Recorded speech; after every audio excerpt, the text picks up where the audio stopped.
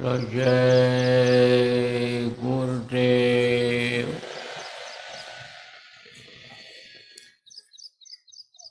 जय गुरुदेव। जय गुरुदेव।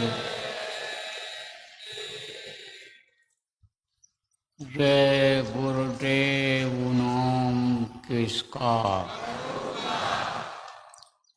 जय गुरुदेव। नाम किसका? प्रभु का पावन नाम।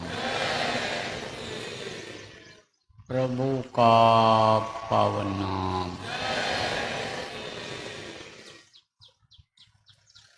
जय गुरुदेव।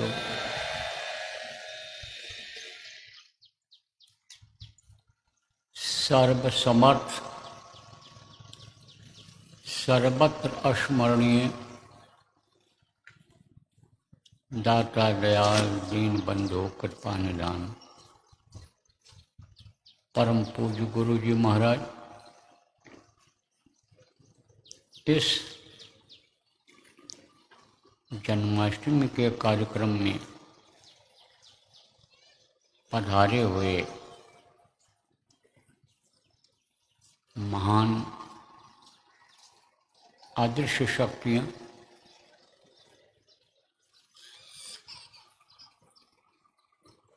दुखहर्ता, सभी लोगों को साष्टांग प्रणाम। आप सब लोग जो प्रेमी लोग अपने अपने घरों से निकल करके यहाँ सत्संग सुनने के लिए आए, साधना करने के लिए आए, दुख निवारण स्थान पर अपना दुख दर्द दूर करने के लिए आए, ऐसे सभी साधक, सत्संगी, धर्म प्रेमी बच्चियों एवं बच्चियों, आज 16 अगस्त 2025 प्रातःकाल की बेला हरियाणा राज्य में स्थापित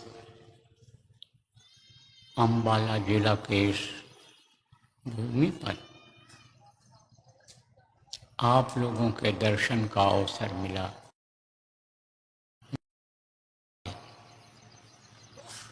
गुरु महाराज से यही प्रार्थना है, आज के दिन किसी तरह से आप भी दर्शन देते रहिएगा। महान शक्तियों से ये प्रार्थना है कि आप भी शब्द रूप में यहाँ विराजमान होकर के दर्शन देते रहिएगा, पर भी दया बरसाते रहिएगा। तो प्रेमियों, यह अवसर कभी कभी मिलता है कि जब कुछ सुनने और समझने को मिलता है। सत्संग की दो बातें कान में पड़ती हैं जिससे हर तरह की जानकारी होती है, लोक बनाने की, परलोक बनाने की, शरीर स्वस्थ रखने की, मन स्वस्थ रखने की, चित्त स्वस्थ रखने की, विचार भावनाएं स्वस्थ रखने की।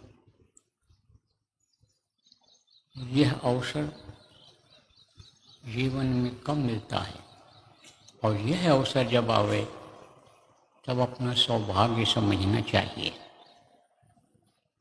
तो भाग्य मेरे जागे, आज हम लोगों के भाग्य जागे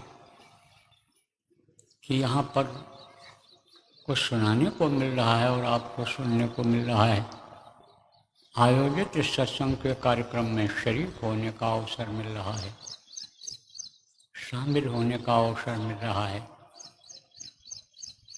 तो प्रेमियों, आज का यह स्थान और आज का यह समय जीवन के लिए बहुत ही महत्वपूर्ण समय है कि जब इतनी भारी संख्या में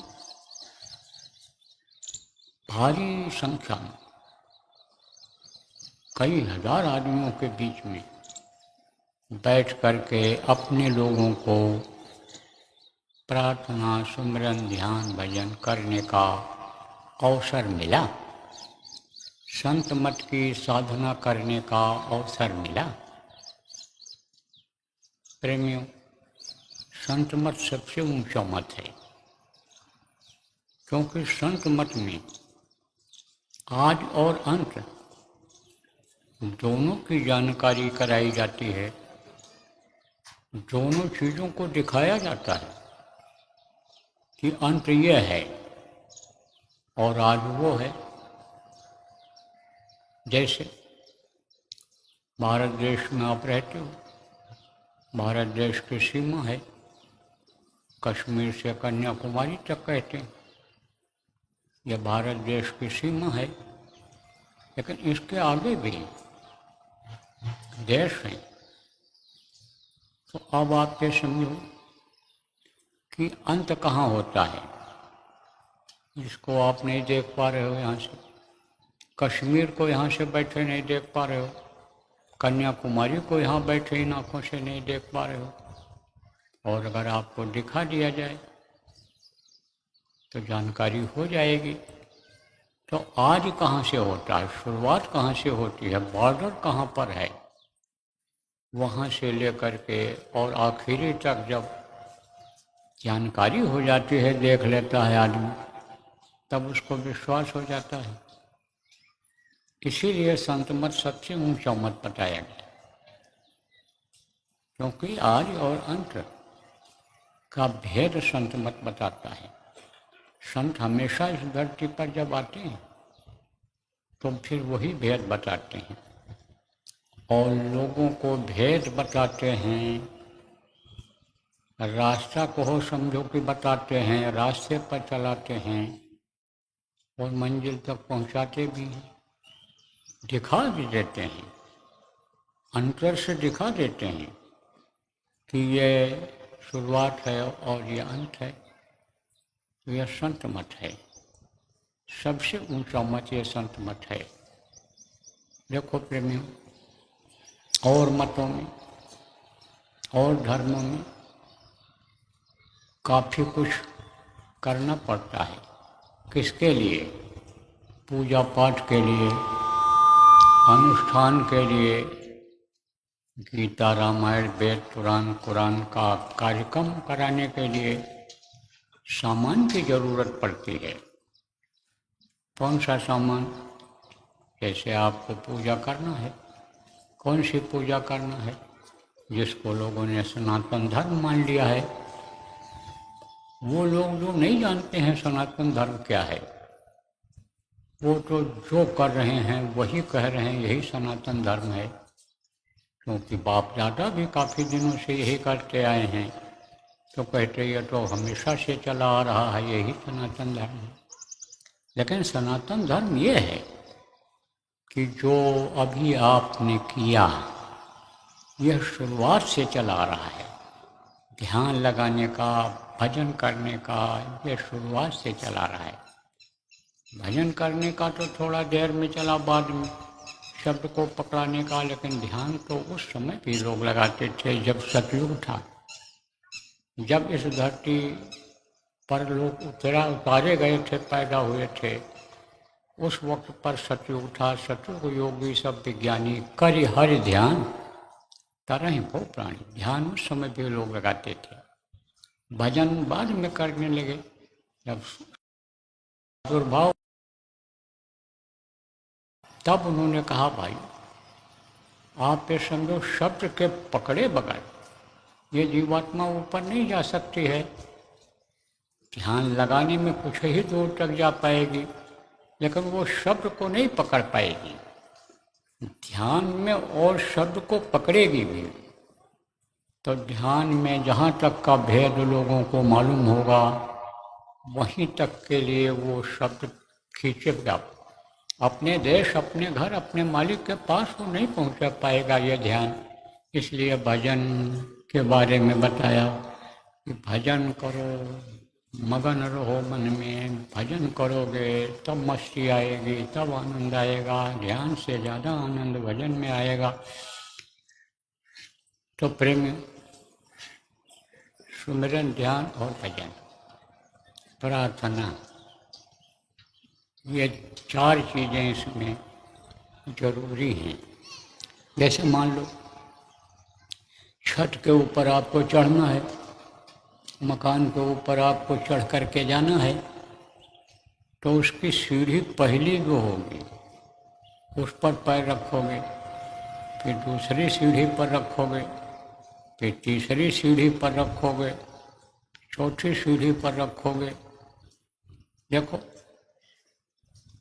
5वें मंजिल पर आपको जाना है तो एक मंजिल चढ़ोगे, अब फिर उसके बाद दूसरी मंजिल पर चढ़ोगे, तीसरी पर, चौथी पर चढ़ोगे, तब तो 5वीं में पहुँच पाओगे, और नहीं सीधे उड़ करके ऐसे कैसे चले जाओगे।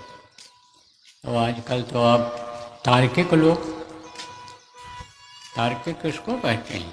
पढ़े लिखे बुद्धिजीवी को लोग कहते हैं कि ये आप समझो पढ़े लिखे हैं, चतुर हैं, चंट हैं, चालाक हैं, होशियार हैं, उनको कहते हैं। लेकिन पक्षी में सबसे होशियार कौन होता है? नाम कौन दे अब उसका? सुबह सुबह आप लोग सब जानते हैं। काम क्या करता है वो? अब बता ही दें आप। कौवा को बहुत होशियार मानते हैं। कौवा, कौवा कहीं आया बैठ गया है और हाथ उठाओगे जैसे कैसे भगेगा? एकदम देखता ही रहता है, आदमी को देखता है। जब कहा ना, काग चेष्टा बको ध्यानम स्वान निद्रा तथैष्या अल्पहारी गृह त्यागी विद्यारथी सुलक्षण। जो विद्यार्थी होते हैं, लड़के जो पढ़ते हैं, उनके लिए कहा गया इस तरह से ध्यान लगाना चाहिए कि जैसे कौवा ध्यान लगाता है। अब वो कौन विद्यार्थी की बात उन्होंने कहा था? ये जो किताब पढ़ते हैं, विद्या पढ़ते हैं, किसके लिए पढ़ते हैं? अपने शरीर के खाने पीने आराम के लिए पढ़ते हैं। तो उसको उन्होंने कहा कि वो जो विद्यार्थी हैं उनको कार्य चेष्टा रखनी चाहिए।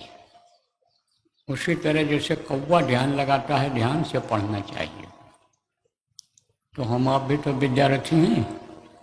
हम आप लोग कौन से विद्यार्थी हैं? उस स्कूल के हैं, आध्यात्मिक स्कूल के, जहाँ ये विद्या काम नहीं करती है, जहाँ की ये विद्या ओछी छोटी पड़ जाती है, ये बहुत ही यानी समझो निचले स्तर की हो जाती है। उस आध्यात्मिक स्कूल के विद्यार्थी हैं। तभी तो बताया गया है कि भाई मन को रोक करके ध्यान लगाओ, एकदम वहीं आँखों को टिकाओ जहाँ आपको देखना है। तो जहाँ पढ़ना होता है वहीं ध्यान लगाया जाता है कि अक्षर में क्या लिखा हुआ है। इसी तरह से जहाँ देखना होता है ऊपर का नज़ारा, वहीं पर दृष्टि को अंदर में ध्यान में टिकाया जाता है। तो कहा काग चेष्टा बको ध्यान। बगुला अपने यानी समझो कि शिकार के लिए हमेशा होशियार रहता है, खाने के लिए हमेशा होशियार रहता है।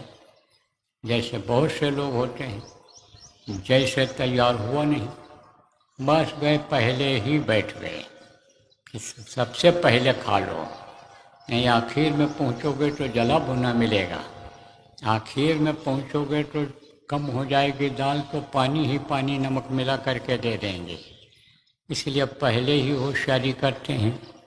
ऐसे ही साधक को ये चाहिए कि हमारी आत्मा को कब खुराक मिल जाए, कब इसको शब्द मिल जाए और शब्द का आहार मिल जाए जो बहुत दिनों से भूखी है। काक चेष्टा बको ध्यानम स्वान निद्रा तथैष्या। देखो विद्यार्थी कम सोते हैं, विद्यार्थियों के लिए कहा गया विद्यार्थी कम सोते हैं। ये जो स्कूलों में पढ़ते हैं जाग करके भजन करते हैं, जाग करके पढ़ते हैं, ऐसे भजनानंदियों को कहा गया कि जाग करके भजन कर लो रात को, शांति वातावरण रहता है, आलस्य न करो, आलस्य को छोड़ करके भजन में लग जाओ कि जिससे पूरा खुराक मिल जाए, चार्ज हो जाओ दिन भर के लिए। काक्षेष्ठा बको ध्यानम श्वान निद्रा तथैषा अल्पाहारी, कम खाना चाहिए। विद्यार्थियों को कम खिलाया जाता है, कम खाते हैं। तो विद्यार्थी कम जो खाते हैं, आलस्य नहीं आता है, नींद नहीं आती है, पेट नहीं खराब होता है। तो काक्षेष्ठा बको ध्यानम स्वान निद्रा तथैषा अल्पाहारी गृह त्यागी विद्यार्थी सुलक्षणम, वही विद्यार्थी पक्का है जो ग्रह को त्याग करता है।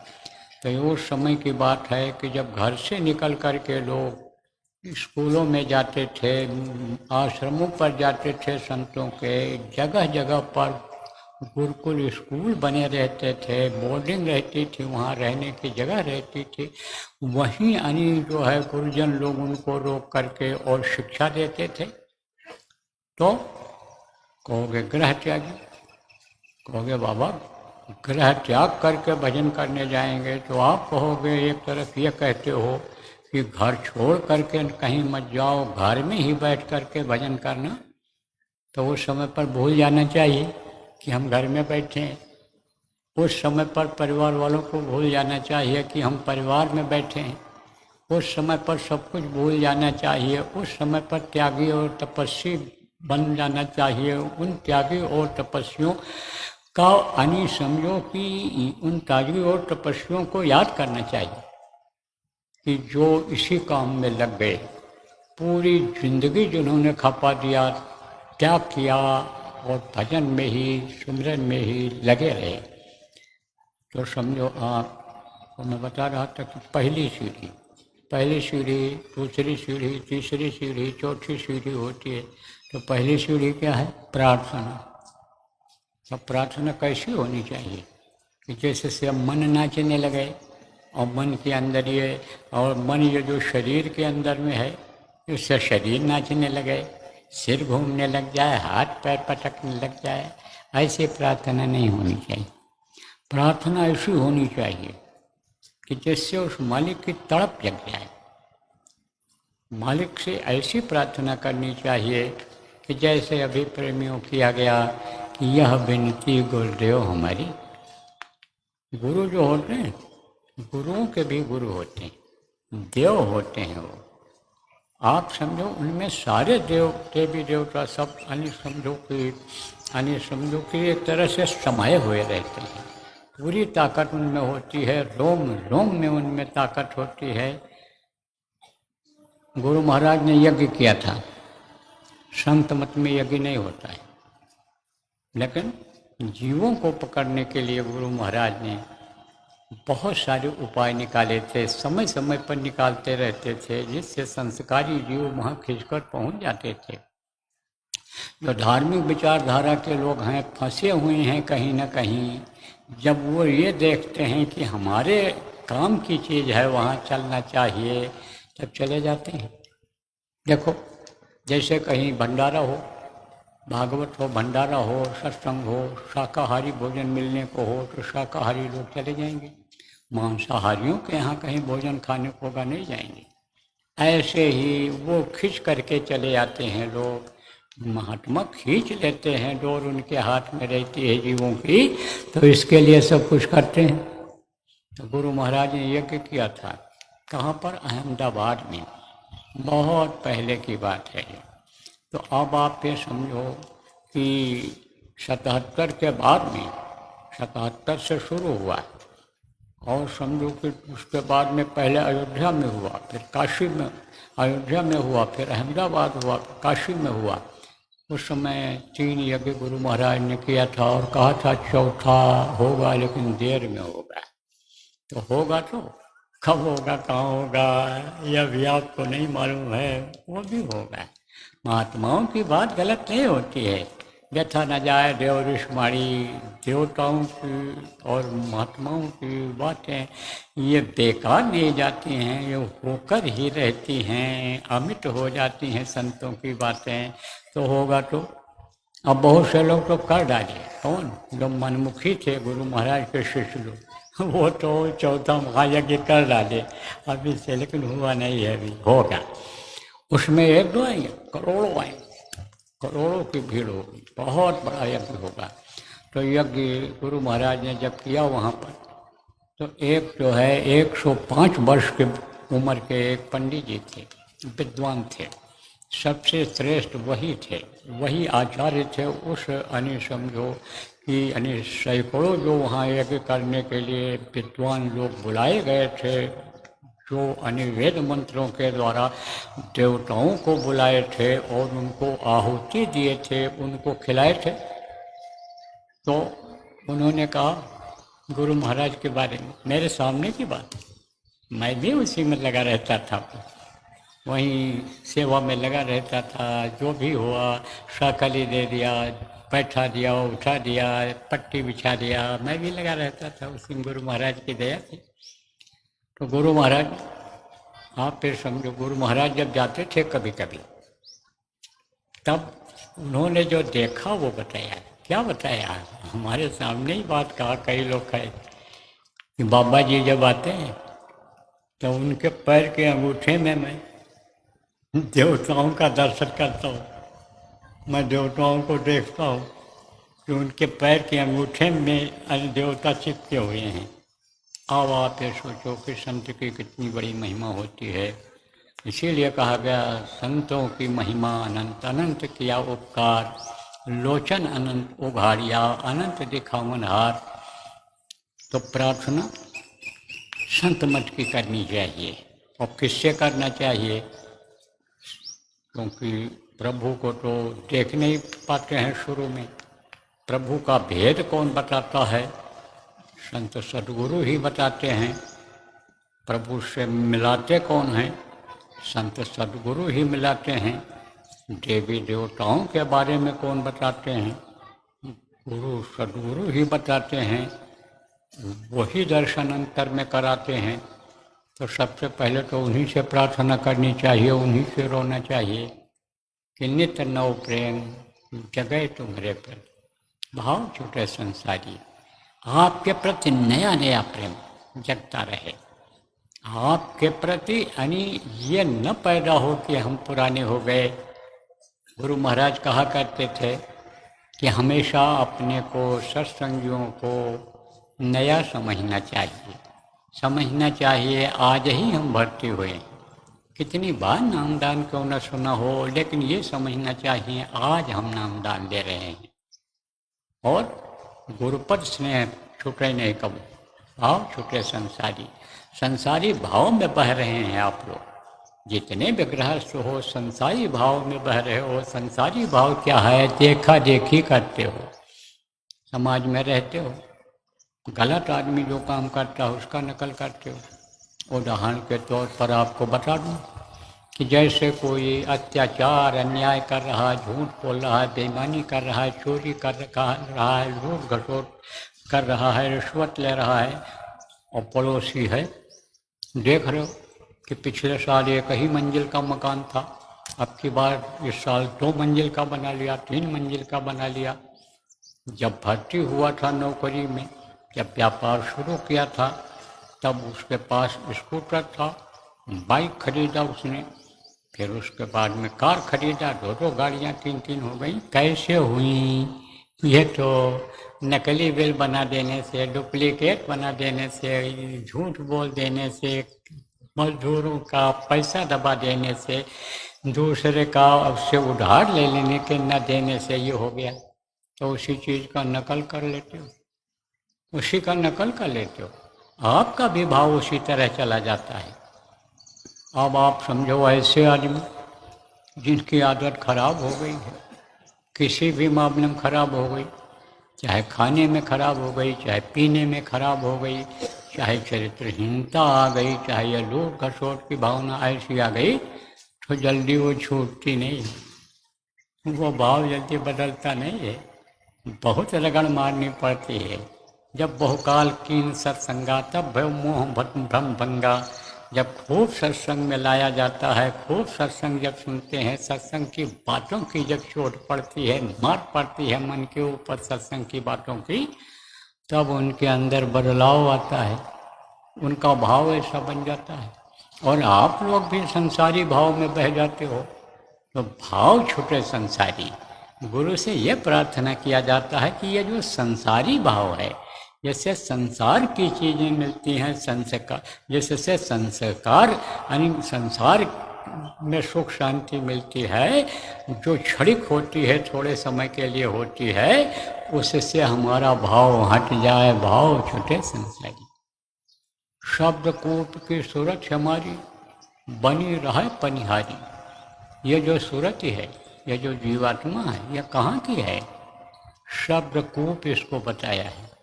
शब्दकूप किसको कहते हैं? कूप माने कुआं और शब्द माने आवाज। तो ये कहाँ की है? उस कुएं की है कि जहाँ पर भंडार है जीवों का। तो कहोगे भाई कुआं तो छोटा होता है और कुआं का मुंह ऊपर होता है, और ये कुआं के अंदर का पानी नीचे कैसे जाता होगा? वो तो उसको तो ऊपर निकालते हैं।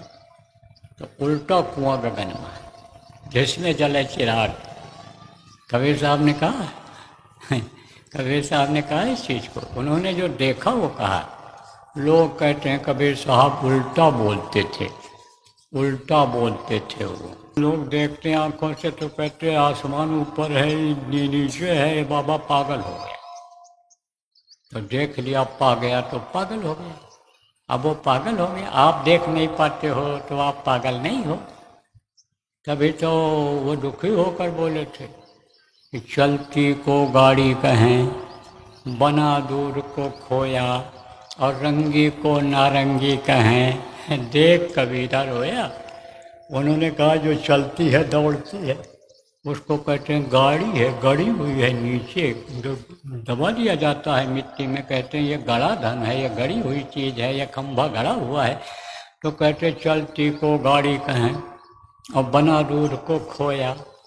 दूध अगर ऐसे पियोगे उतना बढ़िया नहीं लगेगा, खूब गर्म कर लोगे, गाढ़ा करके पियोगे, कहोगे बहुत अच्छा दूध है, मन प्रसन्न हो गया, खुशबू आ गई इसमें। अब वही और जब खोया बन जाता है और उसकी मिठाई खाते हो तो एक पीस खा लो, खाने के बाद तो उसी की डकार आती रहती है। अच्छा दूध अगर मिल गया, बना ले गए आप तो आप भी समझो उसको कहते हैं खोया। अरे खो दिया, जाने दे, कुछ नहीं, बेकार है, फेंक दो, ये तो फेंक देने लायक है। तो बना दूध को खोया और रंगी को नारंगी कहें। नारंगी किसको कहते हैं? जो रंगीन होता है फल, नारंगी रंगीन फल होता है, उसको कहते हैं नारंगी। तो रंगी को नारंगी कहें, देख कबीरा रोए। कहा भाई ही इसको देख कर मुझे दुख हो रहा है कि भाई जो असलियत है उसको नहीं पकड़ रहे।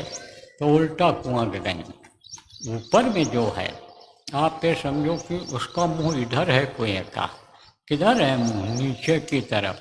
क्यों? क्योंकि उसमें अमृत चूता है, वहाँ से अमृत चूता है। ऐसे परम गुरु पायो, अमृत रस चुए अंगनवा, आनी समझो सोम रस चुए अंगनवा। कहते हैं ना कि ऐसे परम गुरु पायो, ऐसे गुरु हमको मिल गए कि जो अमृत का पान हमारे ही घर में, आंगन किसको कहते हैं? अपने आंगन को कहते हैं। अपने आंगन में, अपने घर में, अपने इसी मनुष्य रूपी घर में पानी दिला रहे हैं, मिल रहा है। तो समझो कि कुआं सूरत ही है वो। ये सूरत कहाँ की? सूरत माने जीवात्मा। अब जो एकदम नए लोग आए हो नामदान लेने के लिए बता दें, जीवात्मा ही प्रमुख है, यही शरीर को चलाती है, यही प्रभु की अंश है। और यही जितने भी जीव हैं यहाँ, चलने फिरने वाले हों, चाहे पेड़ पौधे हों, सब में उसी की अंश जीवात्मा ये है। सबके अंदर में प्रभु की अंश है। बहुत छोटी है, इसको देख नहीं सकते बाहरी आंखों से, इतनी छोटी है ये, और यही चलाती है। हाथी को भी जीवात्मा ही चलाती है, ऊँट बकरी को भी चलाती है, और चींटी से भी छोटे कीड़े जो होते हैं उनमें भी वही आत्मा है। तो सूरत ये कहाँ की है? उसी कूप की है, ऊपर की है। ये शब्द रूपी ये जीवात्मा है, शब्द से ही ये जुड़ी हुई है, और शब्द ही इसका खुराक है, और शब्द ही इस शरीर के अंदर में आ रहा है, और वही इस शरीर को चला रहा है। तो कुआं, उल्टा कुआं गगन में बताया आपको। तो सूरत यानी सूरत सब कूप हमारी, शब्द कूप की सूरत हमारी, और बनी रहे पनिहारी। पनिहारी का मतलब क्या होता है? कुएं से पानी निकाल करके जो औरतें लाती हैं, आज भी गाँव में उनको पनिहारन कहते हैं। पानी का हरण माने पानी निकाल करके ले करके आती हैं। हरण किसको कहते हैं? अपहरण जिसको कहते हो। किसी को पकड़ के ले गए, औरत को ले गए, आदमी को ले गए, बोले इनका अपहरण हो गया। तो अपहरण इसलिए लगाते हैं कि वो गलत ढंग से ले जाते हैं, इसलिए अपहरण लगाते हैं। आ वहीं लगता है अकाल, यानी समझो जो काल नहीं है, आ वहीं लगाते हैं। और पनिहारी किसको कहते हैं? जो मतलब ये कि हरण करके लाती है, लेकिन ज़बरदस्ती नहीं लाती है। बहुत से देखो अब भी जाते हैं कुआं पर तो प्रणाम करते हैं, कहते हैं गंगा जी हमको पानी, उनको गंगा मानते हैं। किसको? जो भाव से भक्ति से उनको गंगा मानते हैं पानी को, और निकाल करके लाते हैं, तो उनको पनिहारन कहते हैं। तो कहा कि ए मेरे गुरु, ए मेरे प्रभु, ये हमारी सूरत जो है, यह हमारी जो जीवात्मा है, पनिहारन बनी रहे, वहाँ से ये रस लेती रहे, पानी लेती रहे, ऐसी दया को। तो बनी रहे पनिहारी। शब्द अमीय रस पिए निरंतर, झूले अधर्म जारी। शब्द ने बताया ना कि अमृत होता है, अमीय रस। दुनिया में ऐसा रस कोई है ही नहीं। भजनानंदी जो है, जिसके शब्द पकड़ में आ गया, और शब्द का रस जिसको मिल गया, और कह दो कि भजन करना बंद कर दो, बोलेगा मर जाएंगे, जान दे देंगे, भजन करना नहीं छोड़ेंगे, घर से निकाल दो, कुछ भी करो, लेकिन ये चीज़ नहीं छोड़ सकता हूँ। दुनिया का राज दे दो, दुनिया का मालिक बना दो, संपत्ति दे दो, कुछ नहीं उसके साथ। क्यों? क्योंकि छोटी चीज़ में कौन फंसने जाएगा?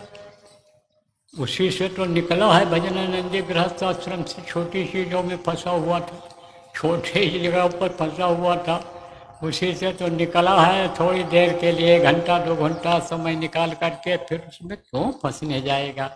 और बड़ी चीज़ जब मिल जाएगी तो छोटी चीज़ के लिए, उसके लिए कोई कीमत नहीं रहेगी। अब जैसे मान लो बढ़िया नई साइकिल ला करके किसी को दे दो, कार से चलता है तो साइकिल चलाएगा, कहेगा खड़ी कर दो, अच्छा लाए हो तो ऐसे ही समझ लो। तो बनी रहे पनिया, झूले अधर्म जारी। ये जितनी भी सूरतें हैं, ये सब झूल रही। तभी तो कहा झूला जब पिया ने डारी, झूले सब जीव झारी नाय। जितने भी जीव हैं ये सब झूल रहे हैं। कहाँ से झूल रहे हैं? पेंडुलम से लगे हुए। पेंडुलम किसको कहते हैं? घड़ी में देखो, बड़ी घड़ी जो होती है, घंटा घर पर जो लगती थी, जिसको घंटा घर कहते थे। पहले घड़ियाँ इतनी ज़्यादा नहीं थीं, तो राजा महाराजा क्या करते थे, जगह जगह पर ऐसे ऊंचा टावर बना देते थे, और उसमें बड़े बड़े बड़ी बड़ी घड़ी लगा देते थे, तो वो आवाज़ करती थी। आस पास के लोग सुनते थे, 1 बज गया, 2 बज गया। जब 4 बजता था तो 4 बार आवाज़ लगती थी, टन टन टन। तो किसमें लगती थी? उसके अंदर में खोखा रहता था। जैसे आप घंटी बजाते हो, तो घंटी में एक छोटा सा वो लगा रहता है, और फिर उसका अंदर खोखा होता है, घंटी के अंदर खाली रहता है, तो जब हिलाते हो तो उसमें लगता है। ऐसे ही खोखा होता है, उसमें एक तरह से खाली जगह होती है, और वो पेंडुलम ऐसे लटका रहता है। तो धीरे धीरे धीरे धीरे ऐसे चलता रहता है। जैसे घड़ी की सुई ऐसे चलती है, हल्का सा हिलता है, और बड़ी हल्का हल्का हिलने लगा।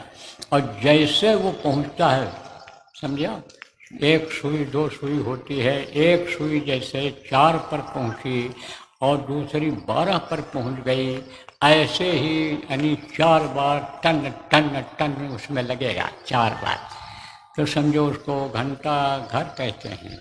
और वो जो लगा रहता है उसको पेंडुलम कहते हैं।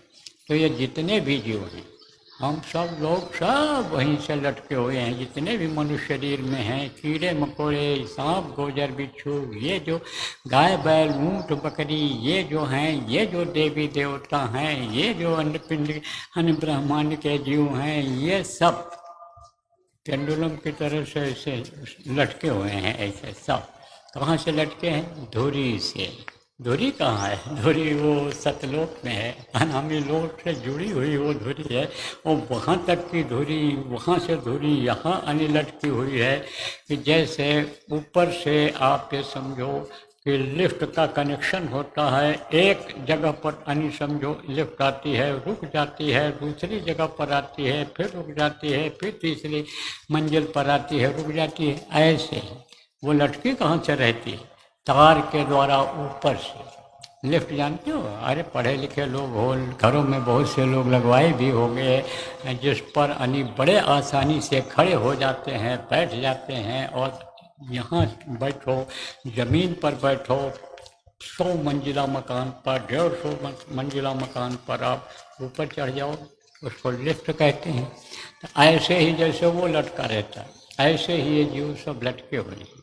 तो कहा कि यानी आप ये समझो शब्द कूट की सूरत हमारी बनी रहे पनिहारी, और शब्द अमीय रस पिए निरंतर, झूले अधर मझारी। अधर किसको कहते हैं? न जमीन न आसमान बीच में, उसको अधर कहते हैं। तो अधर में ये झूलने लग जाए। पहले ये मांगा कि अधर में हमको लटकाओ, क्योंकि ज़मीन से जब निकलोगे, ज़मीन कहाँ पर है? इस धरती पर है ज़मीन, और ज़मीन से जब आप ऊपर उठोगे तभी तो आप अधर में पहुँचोगे। तो कहा कि आप समझो कि झूले अधर मझारी, अधर में ये झूमने लग जाए। फिर और क्या प्रार्थना की गई कि सहस कमल दल छिन में उतरे, अब त्रिकुटी ले संभाले। यानी सहस कमल दल आपको बताया गया। नए लोग आए हो आज नामदान शाम को, गुरु महाराज की दया रहेगी, जब मिलेगा तो बता दिया जाएगा। तो आप ये समझो सहज कमल दल छिन में उतरे, पल में उतरे। पल किसको कहा जाता है? छिन किसको कहा जाता है? आप ये समझो कहा ना कि यह विनती है पल पल छिन छिन, रहे ध्यान तुम्हारे चरणों में, गुरुदेव तुम्हारे चरणों में, प्रार्थना बोली जाती है। यह विनती, विनती माने प्रार्थना, आप समझो रिक्वेस्ट जिसको इंग्लिश में कहते हो। तो ये है कि आपके चरणों में ही स्नेह लगा रहे, आपका चरण न छूटे, ये विनती हमारी पल पल है, छिन छिन है। तो पल किसको कहते हैं? समय के सबसे छोटे माप को पल कहते हैं। जैसे आपका घंटा मिनट सेकंड होता है, सेकंड जो यानी 2 मिनट घंटा होता है बड़ा होता है, काफ़ी देर में घंटा बजता है, घंटा आता है। और मिनट जो होता है वो जल्दी आ जाता है, और सेकंड ऐसे तुरंत निकल जाता है। तो कहा कि आप ये समझो कि क्षण भर में यानी ध्यान लगाते ही ऐसी दया करो कि वो हम पार कर जाएं, क्योंकि वहाँ से पार होना बड़ा मुश्किल होता है। कहाँ से? काल के लोट से, सहस्र कमल से, वो उनका नाका है, नाके से पार होना बड़ा मुश्किल है। इधर का देखो इतना फसाव है कि समझो कि यानी जगत जाल, जगत जाल, हृदय जाल, और काल का जाल और महाकाल का जाल, इसी में तो फंसे हो। इसीलिए जीवात्मा का जन्म नहीं हो पा रहा है, जन्माष्टमी नहीं कर पा रहे हो अंदर में आप लोग। कैसे? जगत जाल किसको कहते हैं? एक गाय थी, एक भैंस थी, बोले और इनकम बढ़ जाएगी, दूध ज़्यादा होने लगेगा, एक और पाल लिया, एक और पाल लिया। अब 2 की जगह यानी फिर बोले कि और थोड़ा और बढ़ा दें, और बढ़ गई। कुछ जो बच्चे थे बड़े हो गए, वो और बढ़ गए। अब आप फिर समझो कि जानवर बढ़ गए। आप समझो एक बच्चा था, बोले एक और पैदा कर लो। दूध कहते हैं और पूत कहते हैं, इससे मन किसी का भरता है? उसी काम में लग गए, बच्चा पैदा करने के ही काम में लग गए। अब फिर जब पैदा कर लिया, बहुत से लोग देखो मन चले होते हैं, एक शादी किया और फिर दूसरी भी कर लेते हैं। अब ये नहीं देखते हैं कि पहले लोग एक शादी की जगह पर दो दो तीन तीन जब किया तो क्या हाल हुआ। अरे देखना चाहिए कि एक यानी राजा के 3 रानियां थीं, राजा दशरथ, और उनको जो है पुत्र शोक में औरत के कैकेयी के कारण ही अपना प्राण त्यागना पड़ा था, लेकिन इस चीज़ को नहीं सोच पा रहे। अब समझो कि एक जिन्होंने किया है इसमें, देखो उनका क्या हाल है, और जो मन में भाव बनाए हुए हो कि एक की जगह 2 3 4 हो जाएं, उनका क्या हाल होगा। ये बात समझ लेना चाहिए आपको। इन्हीं लोगों से पूछ लेना चाहिए जिनके यहाँ जोता लात मार पीट लड़ाई झगड़ा घर छोड़कर भगना नाराज होना लगा हुआ है। तो अब आप ये समझो ये क्या है। जब शादी करोगे तो खिलाना पड़ेगा, कपड़ा लाना पड़ेगा, बच्चा पैदा करोगे तो पढ़ाना लिखाना पड़ेगा, दवा दुआ का इंतजाम करना पड़ेगा, तो ये सब करना पड़ेगा। तो ये क्या है, जगत जाल है। ये जगत जाल है, ये संसार का जाल है। फिर उसके बाद में हृदय जाल है। हृदय जाल में क्या है, ये बिछा हुआ है ताना बाना। अंदर में कमल हैं और अंदर में अन्य स्थान है लोगों का, किसका, देवी और देवताओं का। और ये देवी देवता जिनकी परछाई अंदर में पड़ती है, उनका रूप अंदर में दिखाई पड़ता है। ये चाहते नहीं हैं कि ये जीव आगे बढ़े और हमारी जो परवरिश हो रही है वो न हो पावे। देवताओं को कौन खिलाता है, आदमी खिलाते हैं। आज देवताओं का भोजन क्या है, खुशबू सुगंधी। और चाहे दूध की खुशबू हो, चाहे बर्फी की खुशबू हो, और चाहे ये मेवा की खुशबू हो, चाहे ये पेड़ पौधे अच्छे खुशबूदार फलों की खुशबू हो, चाहे अन्न की खुशबू हो। खुशबू बन जाती है सुगंध, यानी समझो सुगंधित भोजन उनका है। तो उसको कौन खिलाता है, पेड़ आदमी लगाता है, गाय बैल आदमी पालता है, और जो है समझो मेवा जिसका बनता है सूखा फल का, वो सब आदमी करता है। और आदमी ही जो नहीं जानते हैं इनको खिलाते हैं, आहुति दे करके जौ तेल घी मेवा आग में डाल करके और उनको खिलाते हैं, भोजन देते हैं। तो आदमी ही तो कर रहे हैं। अब आदमी न रह जाएं, सारी जीवात्माएं अपने घर अपने मालिक स्वदेश पहुंच जाएं, तो इनका क्या हाल होगा। इसलिए ये नहीं चाहते हैं कि जीव आगे बढ़े। और सबसे जो है समझो ऊपर का स्थान जो होता है, आप ये समझो कि इस अंग में कंठ के नीचे जो ये स्थान है, ये यहाँ होता है हृदय में। तो ये लोग सब बाधा डालते हैं, रोकते हैं। अहंकार कहाँ होता है आदमी का, अहंकार की अंकुर कहाँ होती है, यहाँ सीने में होती है। काम क्रोध लोभ मोह अहंकार जिसको कहा गया, ये कहाँ होता है, ये इसी शरीर के अंगों में ही है। काम वासना कहाँ जगती है, यहाँ से ये पेशाब वाली जगह है, वहीं से जगती है काम की वासना। तो काम क्रोध समझो लोभ है, लालच है, ये सब इसी से है। तो ये अहंकार कहाँ पर है, यहाँ पर है, आपके हृदय में है, यहाँ पर है। और शु का स्थान है, तो शु ही अहंकार पैदा करते हैं। अहंकार की डोरी उन्हीं के हाथ में है। तो अहंकार जब आ गया तो करा कराया सब गया। जब आया अहंकार, अहंकार आ जाता है तो सब किया कराया बेकार हो जाता है। जैसे बहुत खिलाया पिलाया आपने किसी को, बड़ा स्वागत सत्कार किया, बहुत खुश है आपसे, और अहंकार में आपने कह दिया मैंने तुमको खिलाया, मैंने देखो ये बढ़िया चीज़ खिलाई, तुम्हारा पेट भर दिया, कभी नहीं खाए होगे तुम। तो वो खुशी उसकी रह जाएगी, कहेगी हमारा तो इन्होंने अपमान कर दिया, हम कभी नहीं खाए होंगे, इसको क्या पता हम इनसे अभी अच्छी चीज़ खाते हैं, लेकिन इनके प्रेम में हमने खा लिया। तो करा कराया सब गया। जब अहंकार आया, अहंकार, तो अहंकार में देखो बहुत से लोग खत्म हो गए, आगे नहीं बढ़ पाए। तो हृदय कहाँ, हृदय में कहाँ है अहंकार, यहीं से उपजता है। तो वो हृदय जाल है। और फिर उसके बाद हंसिया से माया जाल बिछाया और निकसन का कोई राह न पाया। आप ये समझो माया का लोक आता है, अब वहाँ हंस हंस करके खेल खेल करके आप ये समझो कि यानी वो वहीं फंसा लेती है। आप ये समझो कि हंस खेल करके यानी आप ये समझो देखो लूट लिया माया ने। माया रूप किसको कहा गया है? औरतों को।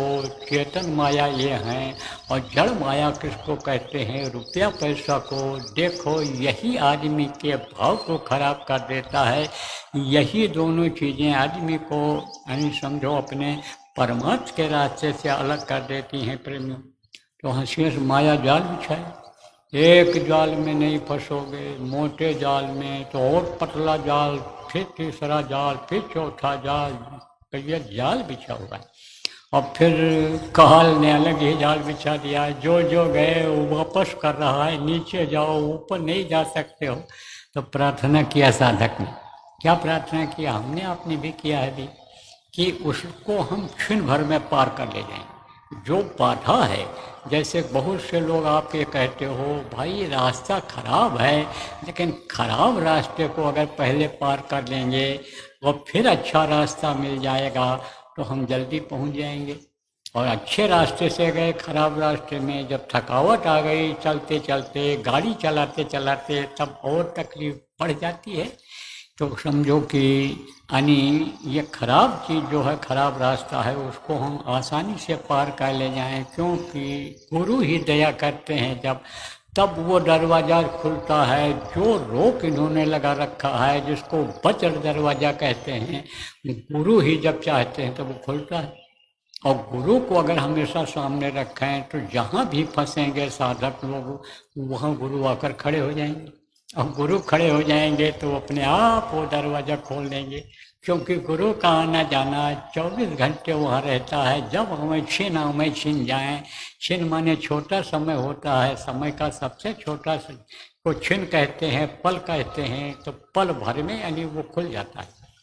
तो कहा हे गुरु, हे मेरे सदगुरु, हे मेरे प्यारे मालिक, आप ऐसी दया करो कि सहर्ष कमल दल हम क्षण भर में उतर जाएं, निकल जाएं उससे, और त्रिकुटी ले संभाली, त्रिकुटी हमको संभाल ले। यानी ये कैसे संभालती है जीवात्मा?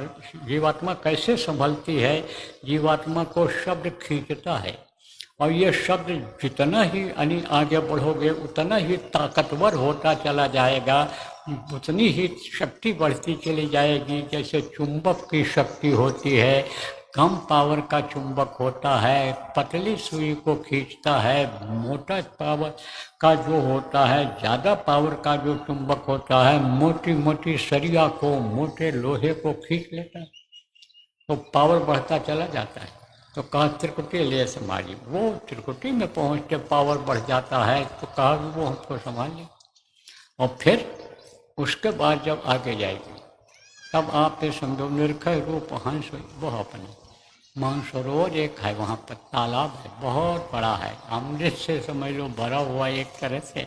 देखो प्रेमी, कहीं कहीं पर जो है गर्म पानी निकलता है, गर्म पानी का कुंड होता है, गर्म पानी निकलता रहता है।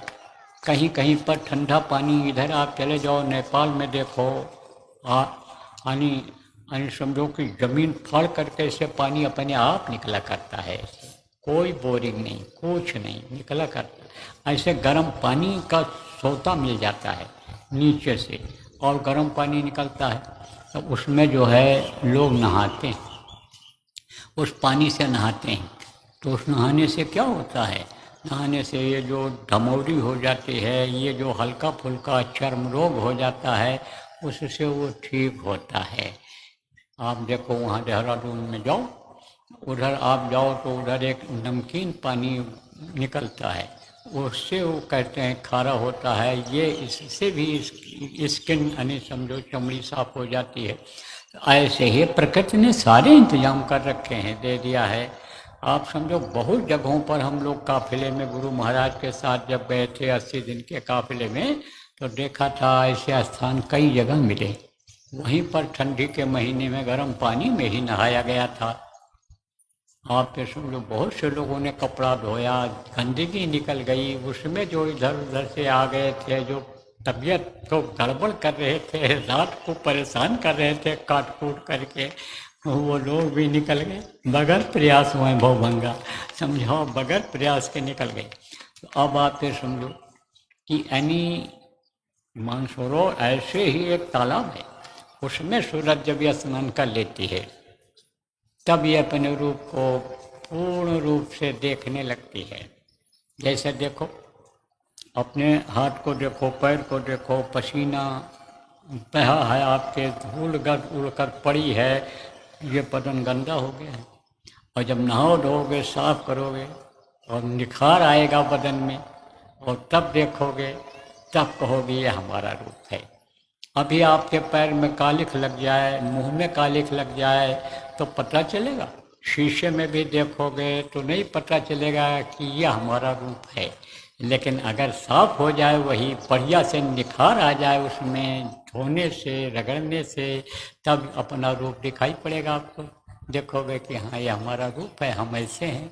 तो निर्खय रूप हंस वो अपना, वहाँ हंस हो जाती है ये जीवात्मा।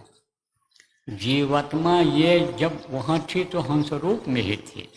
हंस देखो क्या करता है, यानी वो हंस जो है मोती ही खाता है, वो ये कीड़ा मकोड़ा ये सब नहीं खाता है। तो ये जो जीवात्मा थी, आप पे समझो ये दाल भात नहीं खाती थी, वहाँ पर रोटी चुपड़ी हुई नहीं खाती थी, ये बढ़िया सब्जी पनीर की और कचौड़ी पूड़ी खीर नहीं खाती थी वहाँ पर। ये जीवात्मा वहाँ पर एक तरह से अमृत पान करती थी। ये जीवात्मा ऐसा भोजन करती थी कि जिसका असर कभी खत्म ही न हो। तो ये जीवात्मा जब वहाँ थी तो समझो कि हंस रूप में थी, बहुत ही सुंदर थी। आवरण चढ़ते चढ़ते, ये जो कर्मों का पता चढ़ते चढ़ते ये गंदा हो गई यहाँ पर। तो जब ऊपर थी तो यह हंस रूप में थी, और फिर जब नीचे उतारी गई, सहस्र कमल में इधर आई, तब शिव कहलाई। और जब ये इस मनुष्य शरीर में बंद कर दी गई, तब इसको जीव कहा जाने लग गया।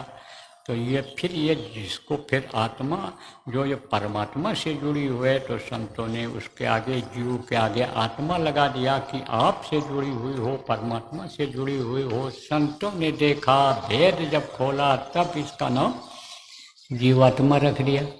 तो अब आप ये समझो, यह हंस रूप जब होती है, साफ हो जाती है बिल्कुल, वहाँ कुछ नहीं रह जाता है, किसी तरह का कर्म नहीं रह जाता है, धुल जाता है कर्म। तो यही धुल जाता है जब इस पिंडी शरीर से निकलती है, आप ये समझो प्रकाश में जाती है, जब अपना रूप का इसको बोध हो जाता है, ज्ञान हो जाता है, तभी ये कर्म क्षीण हो जाते हैं।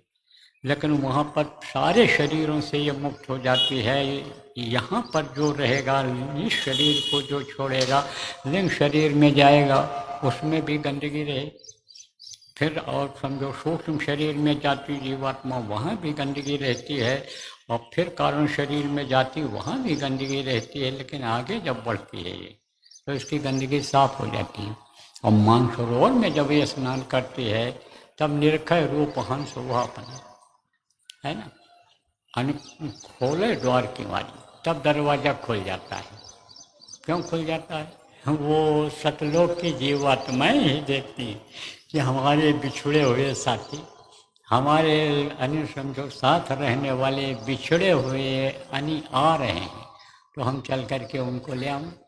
जैसे दोस्तों को लेने, सहेलियों को लेने, रिश्तेदारों को लेने आप लोग रेलवे स्टेशन बहुत से लोग जाते हो, बस स्टैंड जाते हो, एयरपोर्ट जाते हो कि भाई वो आ रहे हैं, चल करके ले आए, ऐसे हुआ था। अब जब जाते हो आप लोग तो गाड़ी लेकर जाते हो, आपके पास है नहीं कुछ है तो टैक्सी में कहते हो बैठा के लाएंगे, कौन ऑटो में उनको बैठा के लाएगा। ऐसे ही वो स्वागत के लिए आती हैं। जैसे आप गुलदस्ता देते हो, माला पहनाते हो, आप समझो कुछ रास्ते के लिए नाश्ता पानी देते हो कि भाई दूर है तो रास्ते में खा पी लेंगे, स्वागत करते हो। ऐसे ही वो स्वागत के लिए आ जाती है, और फिर अपने साथ गाजे बाजे का साथ, उत्सव के साथ लेकर के जाती हैं जीवात्माओं। तो साधक ने यही मांगा, यही मांगना चाहिए गुरु से। गुरु से छोटी मोटी चीज़ नहीं मांगना चाहिए, गुरु से यही मांगना चाहिए कि अनि निरखय रूप हंस वो अपना। ये हमारा जो हंस जीवात्मा है यहाँ पर एक तरह से ये कौवा जैसी हो गई। कौवा कौवा काला होता है, वो हंस हंस जो है एकदम सफ़ेद होता है। तो ये कौवा क्यों कहलाई? यही कर्म जमा होते चले गए जन्म जन्मांतर के, तो कर्म जमा हो गए। तो कर्म के जो जमा हुए वो कौन कर्म थे? काले कारनामे जिसको कहते हो, ये जो बुराइयां किया इस शरीर से पिछले जन्मों में, कई जन्मों में वो जमा हो गया। तो जमा हो गया तो एक काली हो गई। तो इसको कौवा का उदाहरण दिया गया। आप ये समझो, इसीलिए संतों ने कहा सत्संग सुनते रहोगे तो कौवा से यही जीवात्मा हंस बन जाएगी।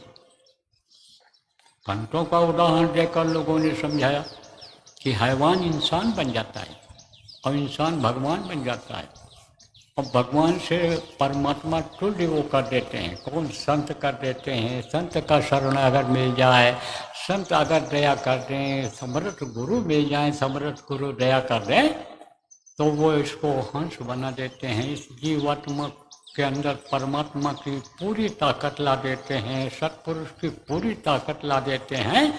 इसको सायुज्य मुक्ति दिला देते हैं। सायुज्य मुक्ति किसको कहते हैं? 4 तरह की अनिमुक्ति होती है। सामिप्त मुक्ति नहीं, सालोक मुक्ति, सामिप्त मुक्ति, सारूप मुक्ति और सायुज्य मुक्ति। मुक्ति किसको कहते हैं? आप जो नए लोग एकदम से आए हो बताता हूँ। कहीं कहीं लिखा रहता है मुक्ति धाम, मोक्ष धाम, तो है तो वापस लाता है, चाहे 4 दिन लग जाए, लेकिन जला करके ही आता है। कहता फिर उनको वापस नहीं लाएंगे। तो जब डेड बॉडी यानी मृतक शरीर है, तब कहते इसको मुक्ति मिल गई, शरीर को मुक्ति मिल जाए। कहाँ? जब अपने घर पहुँचेगी तब मुक्ति मिलेगी, नहीं तो जन्म मरण की पीड़ा बर्दाश्त करनी पड़ेगी। लौट लौट 84 में आना पड़ेगा, लौट लौट करके नीचे स्थानों में आना पड़ेगा। तो जब वहाँ पहुँच जाती है सतलोक में, तो सालोकवासी हो जाती है, वहाँ रहती है। तो सत्पुरुष के लोक की वासी वो हो जाती है। और जब और नज़दीक पहुँच जाती है, सामीप्य उनके नज़दीक जब पहुँच जाती है, जैसे कोई आदमी अमेरिका से आया, बम्बई पहुँचा और दिल्ली उसको प्रधानमंत्री के पास, राष्ट्रपति के पास पहुँचना है, तब वहाँ पहुँच जाता है। तो फ़ोन करता है, भारत पहुँच गए हम, वहाँ पर अब हम वहीं पहुँच गए, नाश्ता कर रहे हैं, खा रहे हैं, रह रहे हैं वहाँ पर, अब हमको सवारी मिलेगी तब हम जाएंगे। तो अब आप ये समझो, फिर जब वहाँ पहुँच गए दिल्ली, मान लो राष्ट्रपति से मिलना है, राष्ट्रपति भवन के पहुँच गए, तो उनके नज़दीक पहुँच गए, तो कहते हैं शामिल। और फिर समझो कि सारूप, सारूप किसको कहते हैं? कहीं कहीं का ये नियम होता है कि इस स्कूल के जो बच्चे हैं वो भी वही ड्रेस पहनेंगे, वही मास्टर पहनेंगे। कहीं कहीं कंपनियों में देखो, जो मेट और मुंशी हैं और जो उनके इंजीनियर हैं और जो लेबर काम करने वाले हैं, वो सब एक ही ड्रेस पहनते हैं। मालिक भी कभी कभी वही ड्रेस पहन करके उनके बीच में, तो ऐसे ही समझो वो सारूप हो जाते हैं, उनके जैसे ही हो जाते हैं। ऐसे ही सारूप उनके नज़दीक जब जीवात्मा पहुंचती है, तब समझो कुछ जगहों का ऐसा नियम होता है। मंदिरों में आप देखिए, गुरुद्वारा में से पानी बहता रहता है और वो हम उसमें से होकर के पैर धोकर जाना पड़ता है, सबको पैर धोकर जाना पड़ता है। कुछ ऐसे भी स्थान हैं कि जहाँ कपड़ा पहन करके कोई जाता है तो अपना कपड़ा उतरवा देते हैं और धोती पहन करके ही वहाँ अंदर जाना रहता है। ऐसे विदेशों में इस्लाम धर्म में भी है। कहाँ? आबू धाबी में एक बहुत अच्छी मस्जिद बना रखा हुआ है, लेकिन उसके अंदर अगर वहाँ जाना है तो पैजामा पैंट पहन करके ही जाना है, धोती पहन कर कोई नहीं जा सकता। ऐसा नियम बना दिया है उन्होंने, समझा। वो ये चाहते हैं कि हिंदू इसमें न प्रवेश करें। कुछ ऐसे स्थान हैं कि जहाँ पर लोग कहते हैं इसमें इस्लाम धर्म के लोग नहीं जा सकते, इस मंदिर में तो अलग अलग नियम बना रखा है लोगों। तो वहाँ पहुँच जाए जो, वो उसी तरह का वेशभूषा यानी धारण हो जाता है, उसको उनके जैसा दिखने लग जाता है। जैसे आपके धर्मशाला है हिमाचल प्रदेश में, जहाँ ये दलाई लामा रहते हैं, तो वहाँ पूजा करते हैं वो लोग अपने अपने तरीके से। तो बोलते हैं ऐसे, फिर कोई नगाड़ा बजाता है तो कोई फिर यानी ऐसे एक जो है मिट्टी के बर्तन में रखे रहते हैं, उसको थोड़ा सा पीते हैं, फिर यानी समझो करते हैं। तो सब एक जैसे दिखते हैं, पता ही नहीं चलता कि इसमें गुरु कौन है, चेला कौन है, कौन दलाई लामा है, कौन क्या है। ऐसे ही उन्हीं जैसे हो जाते हैं सारे जीव। और उसी सतदेश में ही नहीं, यहीं से ऐसा शुरू हो जाता है। शिवलोक में पहुँचे तो शिव जैसे दिखाई पड़ते हैं सब लोग, और शिव लोक में पहुँचने वाले के अंदर शिव की ही ताकत आ जाती है। ब्रह्मा के लोक में, विष्णु के लोक में जहाँ ये जीवात्मा पहुँचती है, उनकी ताकत आ जाती है, उन्हीं रूप में हो जाती है। तो सारूप मुक्ति होती है। और सायुज्य मुक्ति, सायुज्य मुक्ति किसको कहते हैं? जिसमें वो समा जाते हैं, जिनमें बैठ जाते, कहते सिर पर बैठ गए इनके, सरस्वती सिर पर यानी बैठ गई हैं कि तुरंत ये यानी कोई चीज़ लिख देते हैं, सोचने की पढ़ने की ज़रूरत नहीं पड़ती है, तुरंत जवाब दे देते हैं। एक आदमी ने सवाल किया नहीं, तुरंत जवाब दे दिया। तो कहते सरस्वती अरिष्ट हैं, सरस्वती सिर पर बैठी हुई हैं। नीचे ये मिल जाती हैं। सरस्वती कौन है? ये लिंग स्थान पर ही मिल जाती हैं जब साधना की जाती है। इनको अष्टांग योग, हठ योग, कुंडली जगाने वालों को भी मिल गई। आप ये समझो कि जब वो चक्र रुका, इंद्रिय चक्र रुका, तो ब्रह्मा, सावित्री, गायत्री, सरस्वती ये सब दिख जाती हैं। तो जैसे सरस्वती को कहा गया, ऐसे ही उनकी पूरी ताकत आ जाती है। गुरु महाराज के अंदर हमारे उनकी पूरी ताकत थी, और तब भी थी, अब तो वो उन्हीं रूप में हो गए, उन्हीं जैसे हो गए, शब्द रूप में हो गए गुरु महाराज। तो आप ये समझो उसको सायुज्य मुक्ति कहते। तो जो उनके गुरु थे, किसके? गुरु महाराज के गुरु महाराज थे, उनकी दया हुई उनके ऊपर। जिनकी दया गुरु महाराज की प्रेम में हमारे ऊपर हो रही है, आपके ऊपर हो रही है, ऐसे ही गुरु को जो मान लिया भाव से, प्रेम से, भक्ति से, गुरु की बातों पर विश्वास कर लिया, गुरु के आदेश के पालन में जो लग गए, उनके ऊपर सबके ऊपर दया हो जाती है, सबके ऊपर हो जाती है। तो गुरु महाराज के ऊपर उनके गुरु की दया हुई। मुझे तो 40 साल रहने का मौका मिला।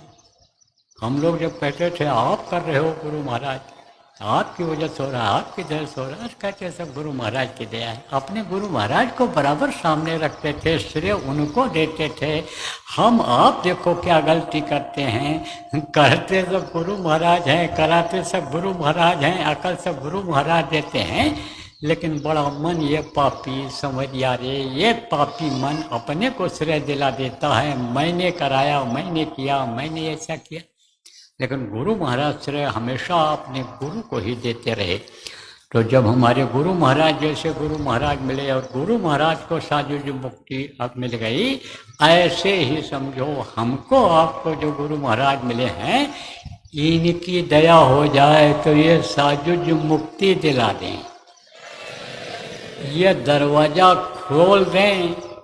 यानी समझो कि यानी गुफा पर सतनाम समाये। अभी प्रार्थना किया गया, वो गुफा महाकाल का, महाकाल रचिया बहुजाल, हम जो महाकाल ने महाजाल रच दिया है। बड़े बड़े आप ये समझो कि यानी समझो मैदान महाकाल का बना दिया है, उस मैदान में चलते चलते चलते हार जाओ, न पार हो पावे, बहुत समय लग जाए। कितने जीव वहाँ पहुँच करके फंसे हुए हैं, पड़े हुए हैं, निकल नहीं पा रहे। बंद कर दिया उधर से। जैसे एक जेल की कोठरी होती है और एक जेल का घेरा होता है, जब कोई आंदोलन लड़ाई झगड़ा करता है, जब जिंदाबाद मुर्दाबाद प्रशासन के खिलाफ बोलने लगता है, तब कहाँ तक कोठरी में बंद करें, कितनी कोठरी जेल की बनाएंगे, तब वो एक घेरे के अंदर ले जाते हैं, बंद कर देते हैं, अब उसी में रहो। लेकिन निकल नहीं सकते हो उससे। क्यों? निकलने का रास्ता पर ही सिपाही खड़े हुए हैं, नहीं जा सकते हो, तुम बंदी बना लिए गए हो, कैदी हो गए हो तुम। तो वो दरवाजे नहीं खुलता है, दरवाजे नहीं मिलता है, वहाँ इतना बड़ा है कि दरवाजा ही नहीं खोज मिलता है वहाँ पर। तो अब आप ये समझो कि अन्य गुफा पार, उस गुफा से पार करना पड़ता है, गुफा पार। लेकिन जब गुरु की दया हो जाती है, गुरु आगे चल पड़ते हैं, गुरु साथ दे देते हैं, तो गुफा पार सतनाम समाई, फिर यह सतनाम में समा जाती है जीवात्मा। तो यही मांगा गया, अभी देखो प्रार्थना किया गया, गुरु यानी समझो कि गुरु से ये चीज़ मांगी गई, गुरु की दया अप्रेमियों लेने की ज़रूरत है, गुरु भक्ति करने की ज़रूरत है। गुरु भक्ति किसको कहते हैं? गुरु भक्ति गुरु के आदेश के पालन को गुरु भक्ति कहते हैं। असली गुरु भक्ति वही है जो गुरु कहें करो तुम सोई, मन के कहे करो मत कोई, तब गुरु खुश होंगे। और गुरु खुश हो जाएंगे तभी बात बनेगी। बाकी जग रूठे जाए लेकिन गुरु प्रसन्न रहे तो कुछ नहीं हो सकता, कोई कुछ नहीं। हर रूठे तो ठोर है, गुरु रूठे नहीं ठोर, गुरु के रूठे कहीं ठोर नहीं मिलता है। इसीलिए कहा गया कि गुरु की पूजा में सबकी पूजा, गुरु समान कोई देव न दूजा।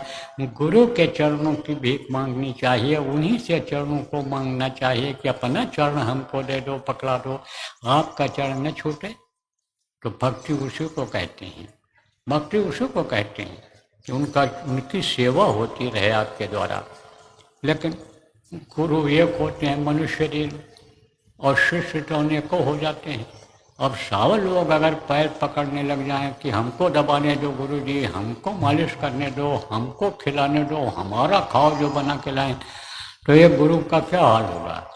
अरे हैं तो मनुष्य शरीर में ही, अरे हैं तो मनुष्य शरीर में, तो क्या हाल होगा? और एक रोया शरीर का नहीं रह जाएगा अगर सब मालिश करने लग जाएं गुरु के। कितने मोटे तगड़े हाथी जैसा क्यों न गुरु हों, लेकिन उनके जान का खतरा पैदा हो जाएगा। तो ये सेवा आप ये समझो कि सेवा का जब ये हुआ कि भाई सेवा करना है तो गुरु की सेवा करना है, तब उन्होंने तरीका निकाल दिया। क्या तरीका निकाल दिया बता दें?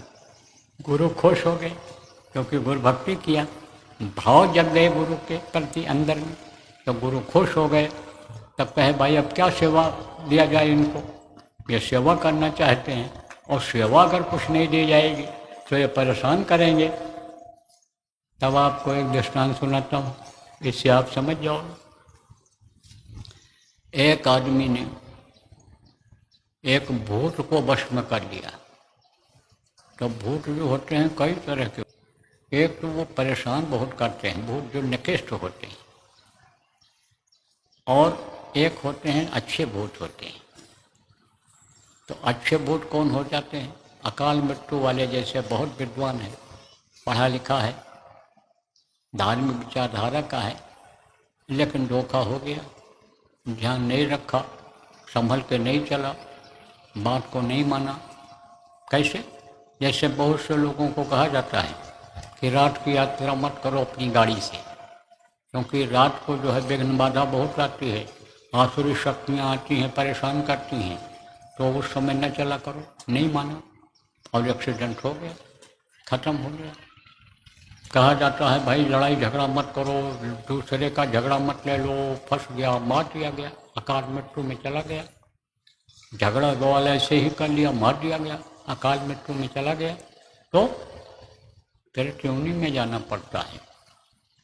समय से पहले जो मृत्यु हो जाती है उसको अकाल मृत्यु कहते हैं, तो प्रेत योनि में जाना पड़ता है। तो आप ये समझो कई तरह के प्रेत होते हैं।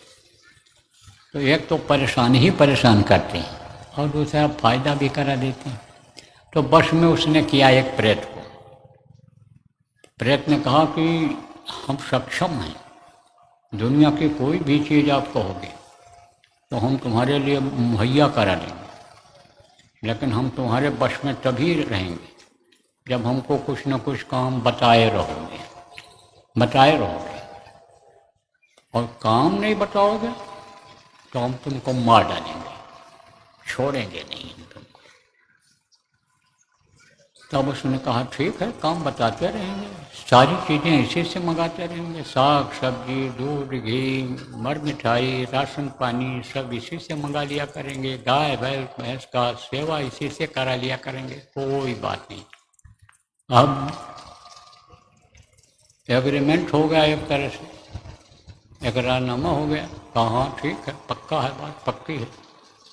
तो बोला आप काम बताओ, जो जो बताओगे सब करूँगा। तो कहा जाओ चारा डाल आओ, जानवरों को चारा डाल आए। कहा जाओ चारा ले आओ, खेत से काट के गया, फट से तुरंत काट करके जल्दी जल्दी ले आए। अब काट दिया, कुट्टी काट दिया फटाफट।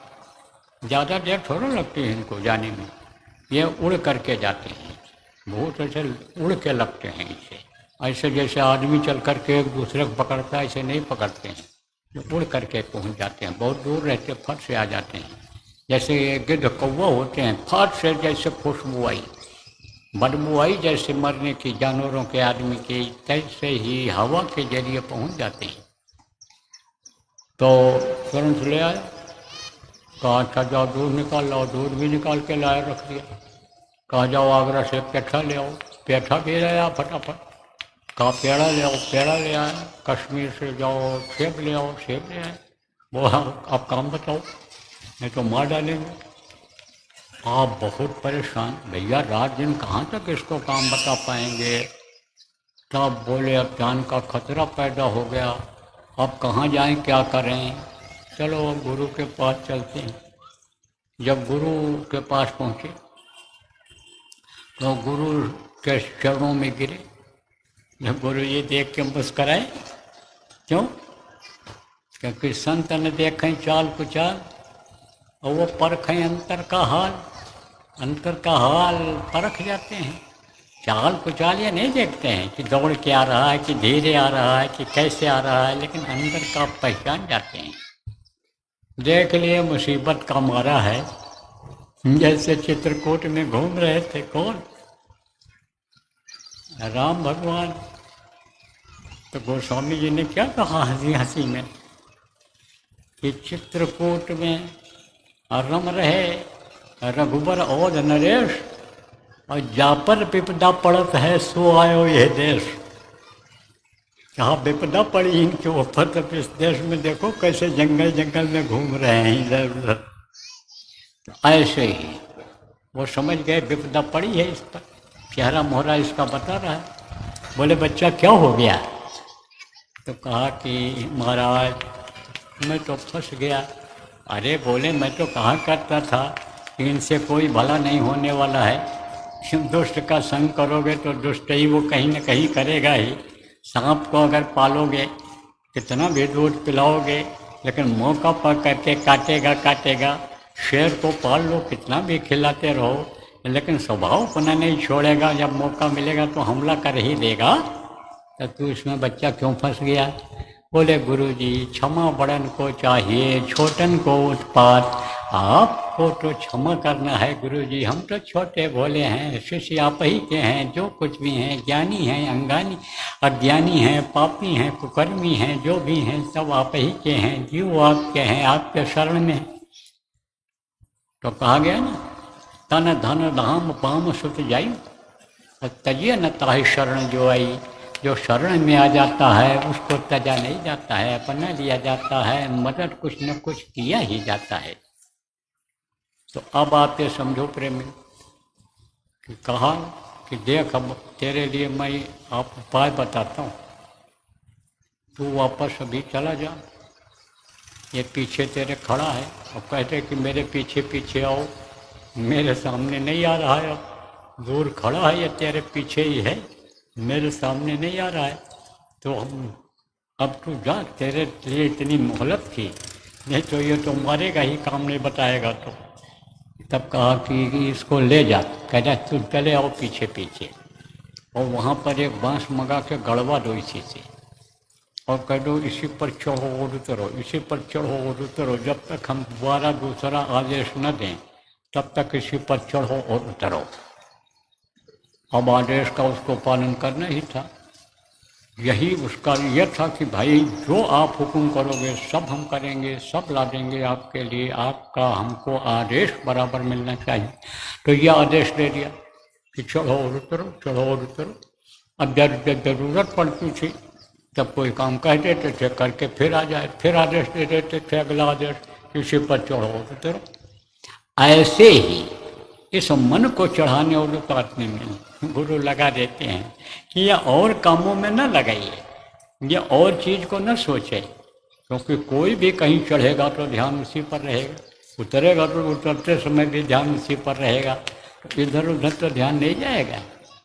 तो गुरु महाराज ने देखो समय समय पर कैसे काम दे दिया अपने लोगों कि जाओ शाकाहारी का प्रचार करो, जय गुरुदेव नाम प्रभु का प्रचार करो, दूरदर्शी का प्रचार करो, वैचारिक नवयुग लोकप्रिय सेवा समूह का प्रचार करो, जाओ भूमि द्योतक खेतिहर काश्तकार संगठन का प्रचार करो।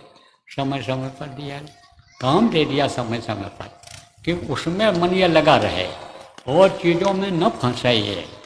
खेती गृहस्थी नौकरी व्यापार का जो काम करते हो आप समझो, बाल बच्चों की देख रेख करते हो, उसके अलावा और कहीं ये मन न चला जाए, कहीं ये अटक न जाए, भटक न जाए, फंस जाए ये जीव।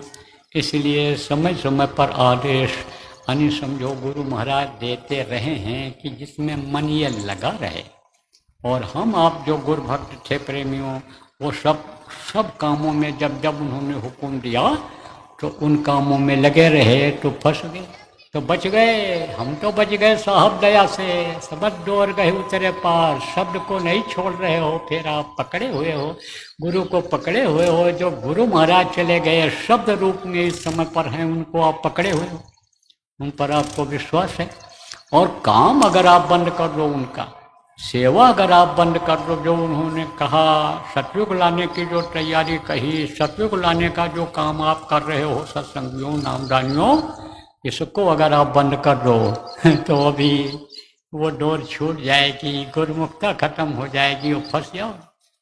गुरु उतर जाएंगे मस्तक से तो गुरु माथे से उतरे शब्द बिलु न हो, ताको काल घसीटी है बचा सके नहीं कोई, फिर काल खींच लेगा, कोई बचा नहीं पाएगा। तो कुल मिला करके आज हमको आपसे यही कहना है कि जो भी आदेश गुरु महाराज का है उस आदेश के पालन में लगे रहो, और समय समय पर आपको याद दिलाते रहेंगे हम लोग। सत्संगों में अगर आते रहोगे, जुड़े रहोगे, प्रेम की जगह अगर बना लोगे थोड़ी सी अपने दिल में, तो वो समय समय पर याद दिलाते रहा जाएगा। तो प्रेमियों पीछे देखो, गुरु महाराज के जाने के बाद भी आप लोगों को आदेश बराबर मिलता रहा।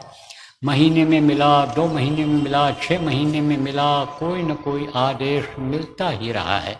अब इधर देखो पीछे कुछ दिनों से, लगभग 6 महीने से साधना शिविर लगाने का आदेश यानी आपको दिया गया, और अलग अलग साधना शिविर का नाम रखा गया। जैसे मुहूर्त का साधना शिविर, जैसे दुखहरण साधना शिविर यानी तकलीफ दूर करने वाला, और आपका यानी घाट की साधना कि अंदर में घाट है, घाट पर बैठना सीखो। मन जब साधना करोगे तो मन रुकने लगेगा घाट पर, नहीं तो अभी तो घाट पर जाते ही नहीं। जैसे नदी पार करना हो तो घाट होता है, घाट पर जाओगे तभी पार होता हो, तो मन तो घाट तक ही नहीं पहुंचने देता था। तो कहा जब बैठोगे लगातार 3 घंटा 4 घंटा बैठोगे, 3 दिन लगातार बैठोगे, 24 घंटे लगातार बैठोगे, 5 दिन बैठोगे, जब तब ये घाट पर रुकने लग जाएगा पार होने के लिए, तो आसानी हो जाएगी पार होने में। तो घाट की साधना नाम रखा गया। और फिर उसके बाद में अंडी साधना, पिंडी साधना, ब्रह्मांडी साधना। देखो समय रहेगा तो बता दिया जाएगा आजकल में आपको कि इसका मतलब क्या होता है, ये सब बता दिया जाएगा। तो उससे बहुत से लोगों को फायदा हुआ, मन रुकने लग गया, मन लगने लग गया, देर तक लोग बैठने लग गए। 56 घंटा बैठने वाले अन्य साधक हैं, यहीं मौजूद हैं। बताऊंगा नहीं, नहीं उन्हीं का पैर छूने लगोगे, उन्हीं को पूजने लग जाओगे, उन्हीं से मांगने लग जाओगे। साधक अच्छे अच्छे हैं, साधक अच्छे अच्छे हैं। और ये लोग डायरी भी लिखते हैं, साधक लोग अपनी अपनी डायरी जो दिखाई सुनाई पड़ता है। देंगे नहीं आपको, हमको तो दे देते, कभी के पकड़ा देते हैं कि पढ़ लीजिए इसको। अब फिर पूछते हैं, उसी में सवाल करते हैं डायरियों में, अब क्या करें कैसे करें, जवाब भी मिल जाता है उन्हें। ये जरूर है कि सवाल और जवाब में फर्क होता है। कभी कभी एक सवाल, एक लाइन का सवाल का एक ही शब्द उसका उत्तर होता है, तो वो क्या होता है, वही सूत्र होता है। जैसे मैथमेटिक्स पढ़ते हैं बच्चे, यानी गणित पढ़ते हैं, तो उसमें बीज गणित होता है, अलजबरा जिसको कहते हैं, वो सूत्र से हल होता है। ऐसे सूत्र मिल जाता है उनको, लाइन मिल जाती है आगे बढ़ने की, बढ़ जाते हैं आगे। दया ऐसी गुरु महाराज की है कि वो शब्द ही मुँह से निकाल देते हैं, उसको वो पकड़ लेते हैं और उसमें आगे बढ़ जाते हैं। तो लोगों का मन लगने लग गया और बैठने लग गए, और बैठने लग गए तो फल उसका मिलने लग गया, क्योंकि मेहनत बेकार नहीं जाती है। व्यथा न जाए देव दुश्मणी, गुरु का वचन, संत वचन पलटे नहीं पलट जाए ब्रह्मांड। गुरु महाराज कहा करते थे कि तुम 1 घंटा करो, 1 घंटा का फल ले लो, आधा घंटा करो, आधा घंटा का फल ले लो, 15 मिनट करो, 15 मिनट का फल ले लो, 10 मिनट करो, 10 मिनट का फल ले लो। तो फल देने में कोताही नहीं करते हैं वो। अरे भाई, किसी के पास न हो मजदूरी करा ले तो कह देगा कल ले लेना, परसों ले लेना, लेकिन जिसके पास अपार भंडार है वो तो ऐसे उलझ देगा, ले जा तू और ले जा, ये इतना ले जा मजदूरी, और ये चाय पीने के लिए ले जाना, बच्चों के लिए साग सब्जी कुछ मिठाई लेते जाना, जिसके पास बहुत है दे देता है। तो दाता तो वही गुरु महाराज हैं। दाता केवल सदगुरु देत न माने हाथ, वो तो खूब देते हैं। लेने वाला चाहिए, पात्र बन जाना चाहिए लेने का, भिखारी बन जाना चाहिए उनके साथ भीख मांगने का। भिखारी कोई आवे कहे, लाओ हमको रोटी खिलाओ, लाओ हमको ये दो, कोई देगा? अरे माई दे दो, पुत्र परिवार बढ़ेगा, अरे माई तुमको भगवान देंगे, मदद करेंगे, तो माई न दिन चाहते हुए भी दे देती हैं। ऐसे ही समझ लो, मांगने का तरीका होना चाहिए। मांगने का उपाय अगर मालूम हो जाए तो दाता केवल वही है, सदगुरु ही। तो दिया उन्होंने लोगों को, अंदर में दिया, अंदर की दौलत दिया, ऐसी दौलत दिया कि जिसको कोई ले नहीं सकता है, कोई लूट नहीं सकता है, राजा उसका अपहरण नहीं कर सकता है। ये धन जिसको धन कह रहे हो, अगर चाहे भारत सरकार तो आपका ले ले, जमीन एक्वायर कर ले, मकान एक्वायर कर ले, बैंक का रुपया ले ले। समझ गया कि इमरजेंसी है, खर्चा नहीं है सरकार के पास, ये यानी समझो आपका बचत है, ये हम ले रहे हैं, तो क्या करोगे? अरे कहाँ जाओगे? कौन फैसला करेगा? तो इसको तो ले लिया जा सकता है, ले सकते हैं लोग, लेकिन उस आत्मधन को कोई नहीं ले सकता है। तो आत्मधन से धनी बना दिया। राजा महाराजा के पास इतना जैसे धन होता था ऐसे दे दिया लोगों को गुरु महाराज ने हमारे।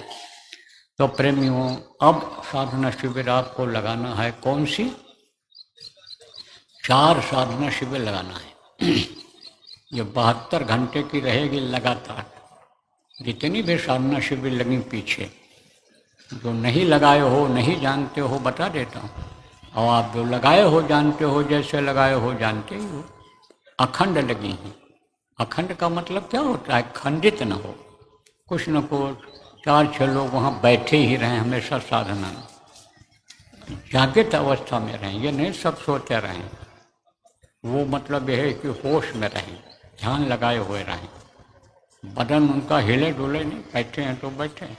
अब ये नहीं कि सुन्नी पे है तो लटक रहा, तो समझ लो कि कुछ दाल में काला है।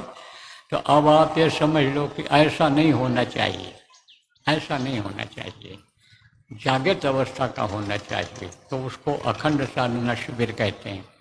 तो अखंड ही लगेगी, अब जो भी साधना शिविर लगेगी अखंड ही लगेगी। तो ये 4 लगेगी, इसके बाद और लगेंगी, अभी ज़्यादा दिन की भी लगेगी। समय पर गुरु की जब दया होगी तब उसकी घोषणा होगी। तो ये साधना शिविर आप लोगों को लगाना है। कहाँ लगाना है? विदेशों में भी जो प्रेमी हो वहाँ भी लगाओ लगवाओ, और गांव में जहाँ प्रेमी हैं वहाँ भी लगाओ, तहसीलों में तालुका जिनको कहते हो वहाँ प्रेमी हैं तो वहाँ लगाओ, ब्लॉकों में लगाओ, आप समझो उपखंड खंड कहते हो वहाँ लगाओ, जिला कहते हो वहाँ लगाओ, प्रांतों में लगाओ, सब जगह लगाओ। जहाँ प्रेमी हैं, नए पुराने कोई भी नामदानी हो, उनके अंदर भाव भरो, भक्ति लाओ, प्रेरणा दो कि एक साधे सब सत है, सब साधे सब जाए। मन को साथ ले जाओगे, शरीर को साथ ले जाओगे, गुरु को दया ले लोगे, वो तरह से वो सध जाएंगे, आपके ऊपर दया कर देंगे, तो तुम्हारा सब काम बन जाएगा, लोक भी बन जाएगा, परलोक भी बन जाएगा। जब तक इस दुनिया में रहोगे सुखी रहोगे, जब समय पूरा होगा तो निज धाम पहुंच जाओगे, निज घर पहुंच जाओ, जीवात्मा का कल्याण हो जाएगा, इसको मुक्ति और मोक्ष मिल जाएगा। तो बराबर समझो, समझाने वाले, बताने वाले, लगवाने वाले, मदद करने वाले, जगह आदि की व्यवस्था करने वाले, जगह जिसके पास है दे देने वाले, सबको फायदा होगा, सबको फायदा होगा, कोई खाली नहीं लौटेगा, और जो करेगा वो पाएगा, कैसा भी होगा। अगर गुरु का जो इस समय पर आदेश हो रहा है, गुरु महाराज की जो मौज है, उसको अगर आप करोगे तो गुरु माला माल कर देंगे। इसलिए दया लेने के लिए दया के घाट पर आप लोग बैठो, तो उसकी आप योजना बना लो। जो भी जिला के लोग आए हो, प्रांतों के लोग यहाँ पर मान लो इस कार्यक्रम में आए हो, या यहाँ के हरियाणा के आप समझो आए हो, आसपास के पंजाब हिमाचल के आए हो, वो सब लोग योजना बना लो और साधना शिविर की ड्यूटी लगा दो। साधना शिविर कब कहाँ लगेगा? 4 चरणों में लगेगा, और 1 महीना आपके पास अभी टाइम है। इसी में आप कभी भी लगा लो, 4 बार, 3-3 दिन का। आप ये समझो प्रेमियों कि नवरात्र शुरू होने से पहले पहले यह खत्म हो जाए, 4-6 दिन पहले ही खत्म कर दो। तो नवरात्र 22 सितंबर से शुरू हो रही, तो आप 15-16 तक खत्म कर दो। 1 महीना का टाइम है आपके पास, इसी में आप लगा लो। बहुत से लोगों को बताया गया तो लगा भी रहे हैं, कई जगहों पर तो लगा ही हुआ है, कल खत्म होगा, कहीं आज खत्म हुआ है, सब जगह लगाए हुए हैं, ये शुरू कर दिया। आप जो अभी तक नहीं लगाए हो, नहीं लगा पाए हो, तो एक अभियान चला दो 1 महीने का। अगली पूर्णिमा जो आवे, कोशिश करो उससे पहले खत्म हो जाए, कि मान लो पूर्णिमा को ही कोई गुरु महाराज की मौज हो जाए आदेश देने का कि अब इस काम में लगाओ, तो आप उस काम में लग जाओ, नहीं तो आपका यह अधूरा रह जाएगा। 1 महीना का टाइम है, आप ये समझो, तो 1 महीना के अंदर ख़त्म कर दो। पूर्णिमा से थोड़ा 2-4 दिन 5 दिन आगे भी चला जाए, कोई बात नहीं, ख़त्म करना है आपको नवरात्र से पहले पहले, क्योंकि नवरात्र से पहले आपको और कोई आदेश मिल सकता है, इसलिए आप इसको ख़त्म कर दो लगा करके। दूसरी बात देखो, समय ज़्यादा हो रहा है, हमको फिर सुनाना है। आप समझो कि आपको सुनना भी है, तो आप कहीं उड़ न जाओ सुनते सुनते, और जो सुनो वो भी सब भूल जाओ, इसलिए मोटी मोटी बात ही बताना ठीक रहता है।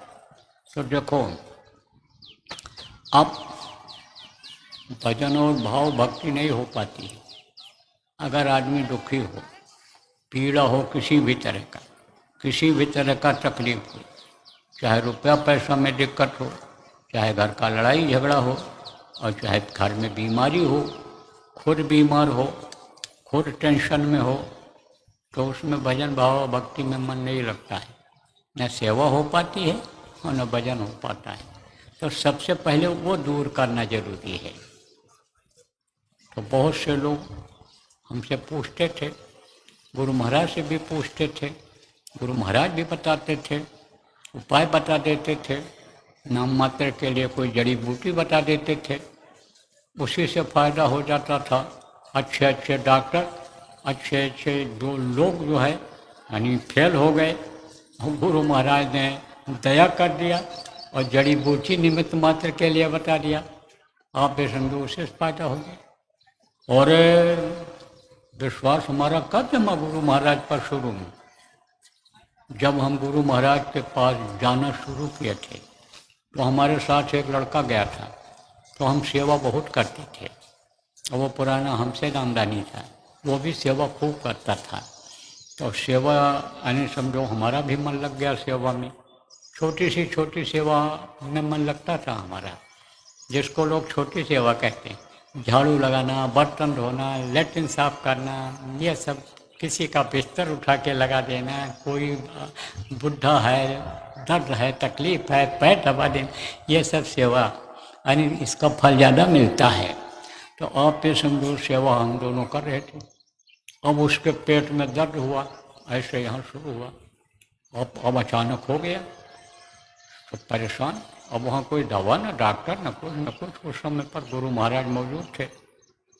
तो किसी ने कहा जा जा कह ले, गुरु महाराज के खड़े हैं, सेवा हो रही थी, तन की सेवा। गुरु महाराज के पास गया तो कहा बहुत दर्द कर रहा है स्वामी जी, बहुत दर्द कर रहा है, बहुत परेशान। कहाँ? अच्छा बच्चा, कहाँ दर्द कर रहा है? कहाँ दर्द? अच्छा, तो ऐसे जो एक जगह उंगली ऐसे ऐसे फेरे और बोले तू जा वहाँ बैठ जा और अपना थूक निकाल करके अपने नाभि में भर ले, जा जा भर ले वहाँ। अब जब गया भरा उसको नाभि में, आराम मिल गया। उसके थोड़ी देर के बाद फिर दर्द शुरू हुआ, तब फिर गया वो भरा। फिर हमने कहा वही भर ले जा, जब उससे आराम है तब। तो गया भरा। फिर थोड़ी देर के बाद गया पेशाब करने, तो उसमें से पत्थरी निकल गई। पत्थरी थी, पत्थरी निकली तो जब दबाव बना, जलन पैदा हुआ, और फिर जब दबाव बनाया उसने तो वो फट से पेशाब के रास्ते से निकल गई। अब वो उठा के देखा ऐसे, तो कहता ये क्या है, लाया दिखाया तो लोग जानकार थे वहाँ पर। अरे तो पथरी है, तेरा तो कांटा निकल गया, अब नहीं दर्द करेगा तेरा। तो दया उधर से होती है, दवा दुआ कहाँ काम करती है? रोग में काम करती है दवा, दुआ कहाँ काम करती है? कर्मों को नष्ट करती है जो जान अनजान में बन गए, तब तकलीफ जाती है। तो कोई न कोई बहाना बनाना पड़ता है, तब आदमी को विश्वास होता है। ऐसे विश्वास नहीं होता है। विश्वास तब होता है जब कोई बहाना मिलता है। तो पहले समझो कि पहले गुरु महाराज से आज करके कोई चीज़ बता दिया गया, कोई टेलीफोन भी किया, तकलीफ बताया तो बताया, आराम मिल गया, आराम मिल गया। लेकिन पक्का विश्वास नहीं होता था। कुछ लोगों को तो हुआ, अब ये ठीक भी नहीं था। तब ये सोचा गया भाई ये जो तकलीफ देने वाले लोग हैं उनको भी बुलाया जाए, और जो तकलीफ का हरण करते हैं, जो भूल चूक गलती की माफ़ी करते हैं, ऐसे महान शक्तियों से, अदृश्य शक्तियाँ जो इन आँखों से नहीं देखी जा सकती हैं, उनसे प्रार्थना करके उनको भी बुलाया जाए। और गुरु महाराज तो भक्त के वश में होते हैं, उनको तो जो ही भक्ति से बुलाएगा पुकारेगा वो तो अनिल समझो एक तरह से क्या बताऊँ। तो गुरु महाराज से भी आह्वान किया गया, उनके गुरु से भी आह्वान किया गया, इसके अलावा भी शक्तियों का आह्वान किया गया कि इनके पहले दुख को दूर करिए, इनकी तकलीफ़ों को दूर करिए। तो तकलीफ़ों के दूर करने की जगह वो बना दी गई है। उधर वो देखो झंडे लगे हुए हैं, वो एक देखो वो पंडाल बना हुआ है, एक सबसे ऊंचा झंडा है, छोटे छोटे झंडे लगे हैं। अभी उठोगे तब दिखाई पड़ेगा, बैठे बैठे नहीं दिखाई पड़ेगा। तो जिन लोगों को किसी भी तरह की तकलीफ है, आप लोग वहाँ जाना, और श्रद्धा रहनी चाहिए, भाव रहना चाहिए आपके अंदर। भक्ति जिसको बताया है वो चीज़ रहनी चाहिए आपके अंदर। विश्वास के साथ आप हाथ डोलना, अंदर में आंख बंद करके अंदर में अपनी तकलीफ को कहना। तो बहुत से लोगों को तो बहुत तकलीफ है, तो सब गिना डालोगे? अरे एक एक करके पूछ लो, एक एक करके ठीक कर लो। अरे कुछ लोगों का तो सब ठीक हो जाएगा, सब ठीक हो जाएगा। लेकिन भाव, भक्ति जिसके अंदर जिस तरह की रहेगी, कर्म जिसके रहेंगे जिस तरह के, उसको उस तरह से फायदा होगा। देखो बर्तन कोई होता, तो जो ज़्यादा गंदा बर्तन होता है उसको कई बार धोना पड़ता है। कपड़ा ज़्यादा गंदा हो गया, एक बार में साफ नहीं होता है, बार बार जब साबुन लगाओ, बार बार धो, तब साफ होता है। ऐसे ही जिसकी अंतरात्मा ज़्यादा गंदी होगी, आप ये समझो प्रेमियों, उसको कम फायदा होगा। और जो निर्मल होगा, मर्ज हल्का होगा, तो जैसे मर्ज हल्का होता है, एक ही खुराक दो खुराक वो फायदा कर जाती है। मर्ज पुराना हो जाता है तो कई महीने कई साल दवा खानी पड़ती है, जिंदगी भर खानी पड़ती है, तब जिंदा रह पाता है आदमी। ऐसे ही समझिए, फायदा तो सबको होगा, लेकिन फायदा कैसे होगा? धक्के मुक्का करोगे तब कि हम दौड़ करके जल्दी ले लें, उनको नहीं मिलेगा जो धक्के मुक्का करेंगे, अनुशासनहीनता करेंगे। और अगर विश्वास आपको होगा कि जब सबको देते हैं वो तो हमको क्यों नहीं देंगे, हमारे पिता हैं, हमारे पति हैं, हमारे परमेश्वर हैं, ये विश्वास रहेगा तो सबको देंगे। 4 बच्चे होते हैं बाप के, तो जो अच्छा बाप होता है, जो अच्छा गृहस्थ होता है, सबके लिए करता है, सबको कपड़े बनवाता है, सबके खाने का इंतजाम करता है। ऐसे वो हैं सकल जीव मुक्त्याया, सब जीव तो उन्हीं के हो। तो जल्दबाजी मत करना, दूर से भी अगर प्रणाम करना पड़ जाएगा आपको तो समझो आपकी दूर से भी प्रणाम करने पर भी लाभ मिलेगा। तो जल्दबाजी मत करना, आराम से अब से ले करके, और आप फिर समझो कि कल समय तो आप समझो कि सत्संग के बाद तक का भी समय रहेगा, सुबह का सत्संग के बाद तक का, उसमें जब आपको मौका मिले रात में, अभी जब, तब एक बार आप वहाँ चले जाना, वहाँ सेवादार रहेंगे, बताएंगे, और आप वहाँ प्रणाम कर लेना, बोल लेना। दूरी बनाए रखना बराबर, एक दूसरे से चिपक के नहीं जाना है। देखो फायदा तभी होगा, समझ लो, याद कर लो, रख लो कि जब जो बता रहा हूँ वैसा ही जब करोगे तब फायदा होगा, और नहीं तब नहीं होगा, तब नहीं होगा। तब तो कहोगे आंगन न जाने, नाचन न जाने आंगन टेढ़ा। किसी ने कहा कि आंगन में नाच करो, नाचो, हम नाचना जानते नहीं, तो कहते ये आंगन टेढ़ा है, इसमें नाच नहीं बनेगा। और आंगन तो सीधा है, लेकिन यही कह करके छुट्टी पा गए। तो ऐसे ही समझ लो कि कहोगे अरे बेकार है, कुछ नहीं, हमको कोई फायदा नहीं मिला, तो फायदा ले नहीं पाओगे, कैसे फायदा होगा आपको? इसलिए अनुशासन से आपको मिलेगा कुछ, अगर मिलेगा वहाँ तो अभी आप भी धीरे धीरे आप जाना, पीछे जो लोग बैठे हो जिनको मान लो कोई तकलीफ है उनको पहले हो जाने देना, और फिर आप कभी भी कर लेना, कोई दिक्कत नहीं, कभी भी। एक बार, बार बार जाने की जरूरत नहीं वहाँ पर। बार बार किसी से कोई चीज़ कहो तो क्या क्या बोलेगा वो, गुस्सा करेगा, चिढ़ जाएगा कि बार बार वही चीज़ कहते रहते हो। इसे बार बार तो कोई चीज़ कहनी नहीं चाहिए। जो समझदार हों, अपने से बड़े हों, जिनसे कुछ मिल सकता है, उनको परेशान नहीं करना चाहिए। तो वहाँ बार बार मत जाना, एक बार चले जाना। आप समझो कि 24 घंटे के अंदर, यानी आप एक बार चले जाना वहाँ और कह लेना अपनी तकलीफ, जो भी तकलीफ है आपको, कैसी भी तकलीफ होगी कह देना, फायदा सबको होगा। 2 आना 4 आना से लेकर 16 आना तक फायदा होगा। हमको अपने गुरु पर भरोसा और विश्वास है, बस हमारी बात पर आप विश्वास कर लोगे तो फायदा मिल जाएगा आपको। तो अभी शुरू होगा, अभी हम तो इधर निकलेंगे, जाएंगे सब मिलते जुलते वहाँ जहाँ कुटिया में ठहरे, और आप लोग अपने अपने हिसाब से वहाँ जाते रहेंगे। तो बोलो जय गुरुदेव।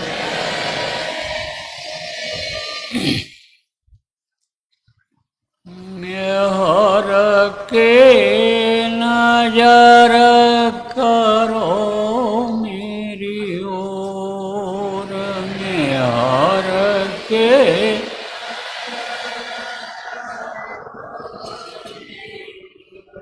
दया के नजर करो मेरी ओर, दया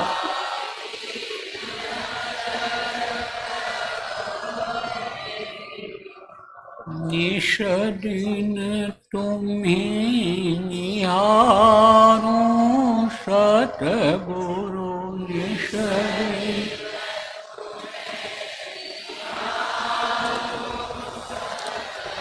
जैसे चंद्र चकोर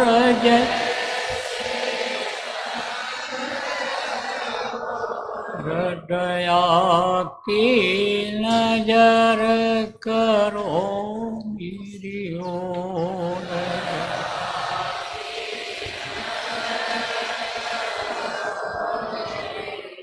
जान कौन भूलो हुई तन से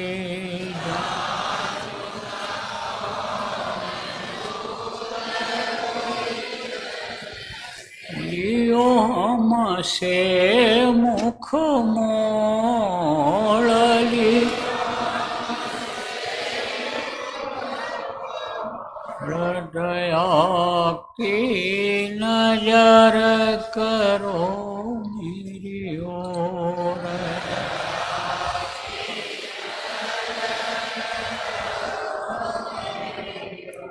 बालक जानी चूक बिसराओ।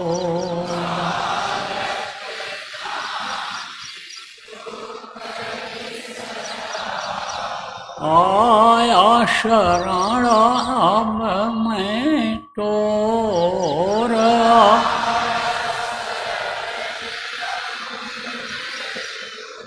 हृदया की नजर करो मेरी ओर।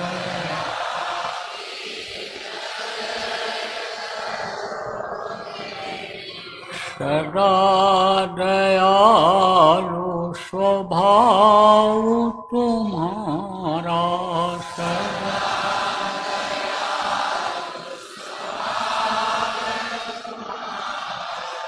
मेरी बेरिया कस भयउ कठोर मेरी।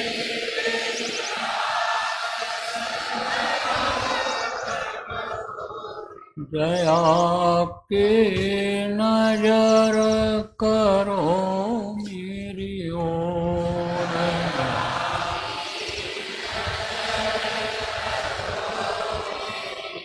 शरणागत की लाज न राखो।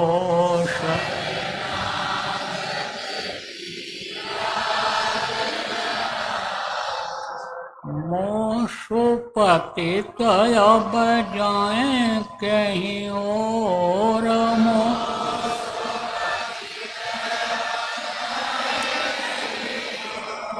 हृदया की नजर करो मेरी ओर।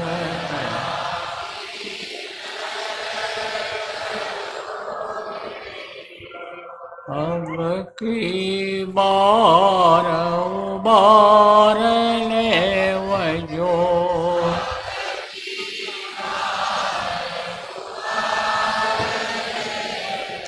फिर न डरब पग यही मग और बेर।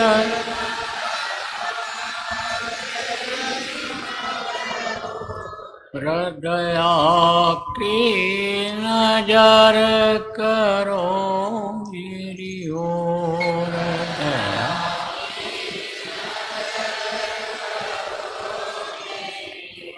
हर की नजर करो मेरी ओर।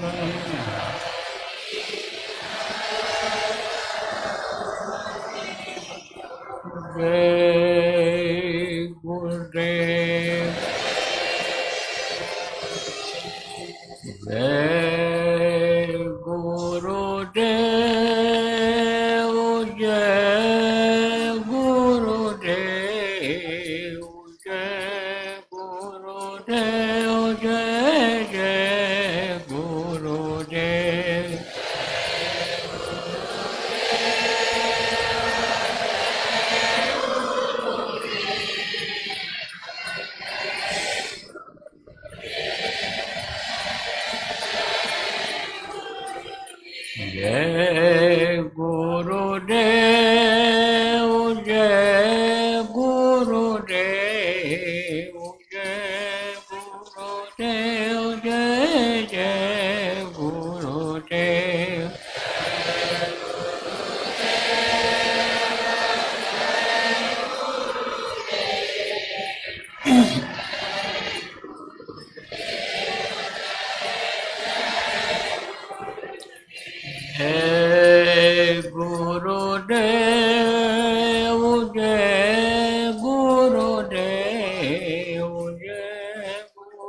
गुरुदेव जय जय गुरुदेव।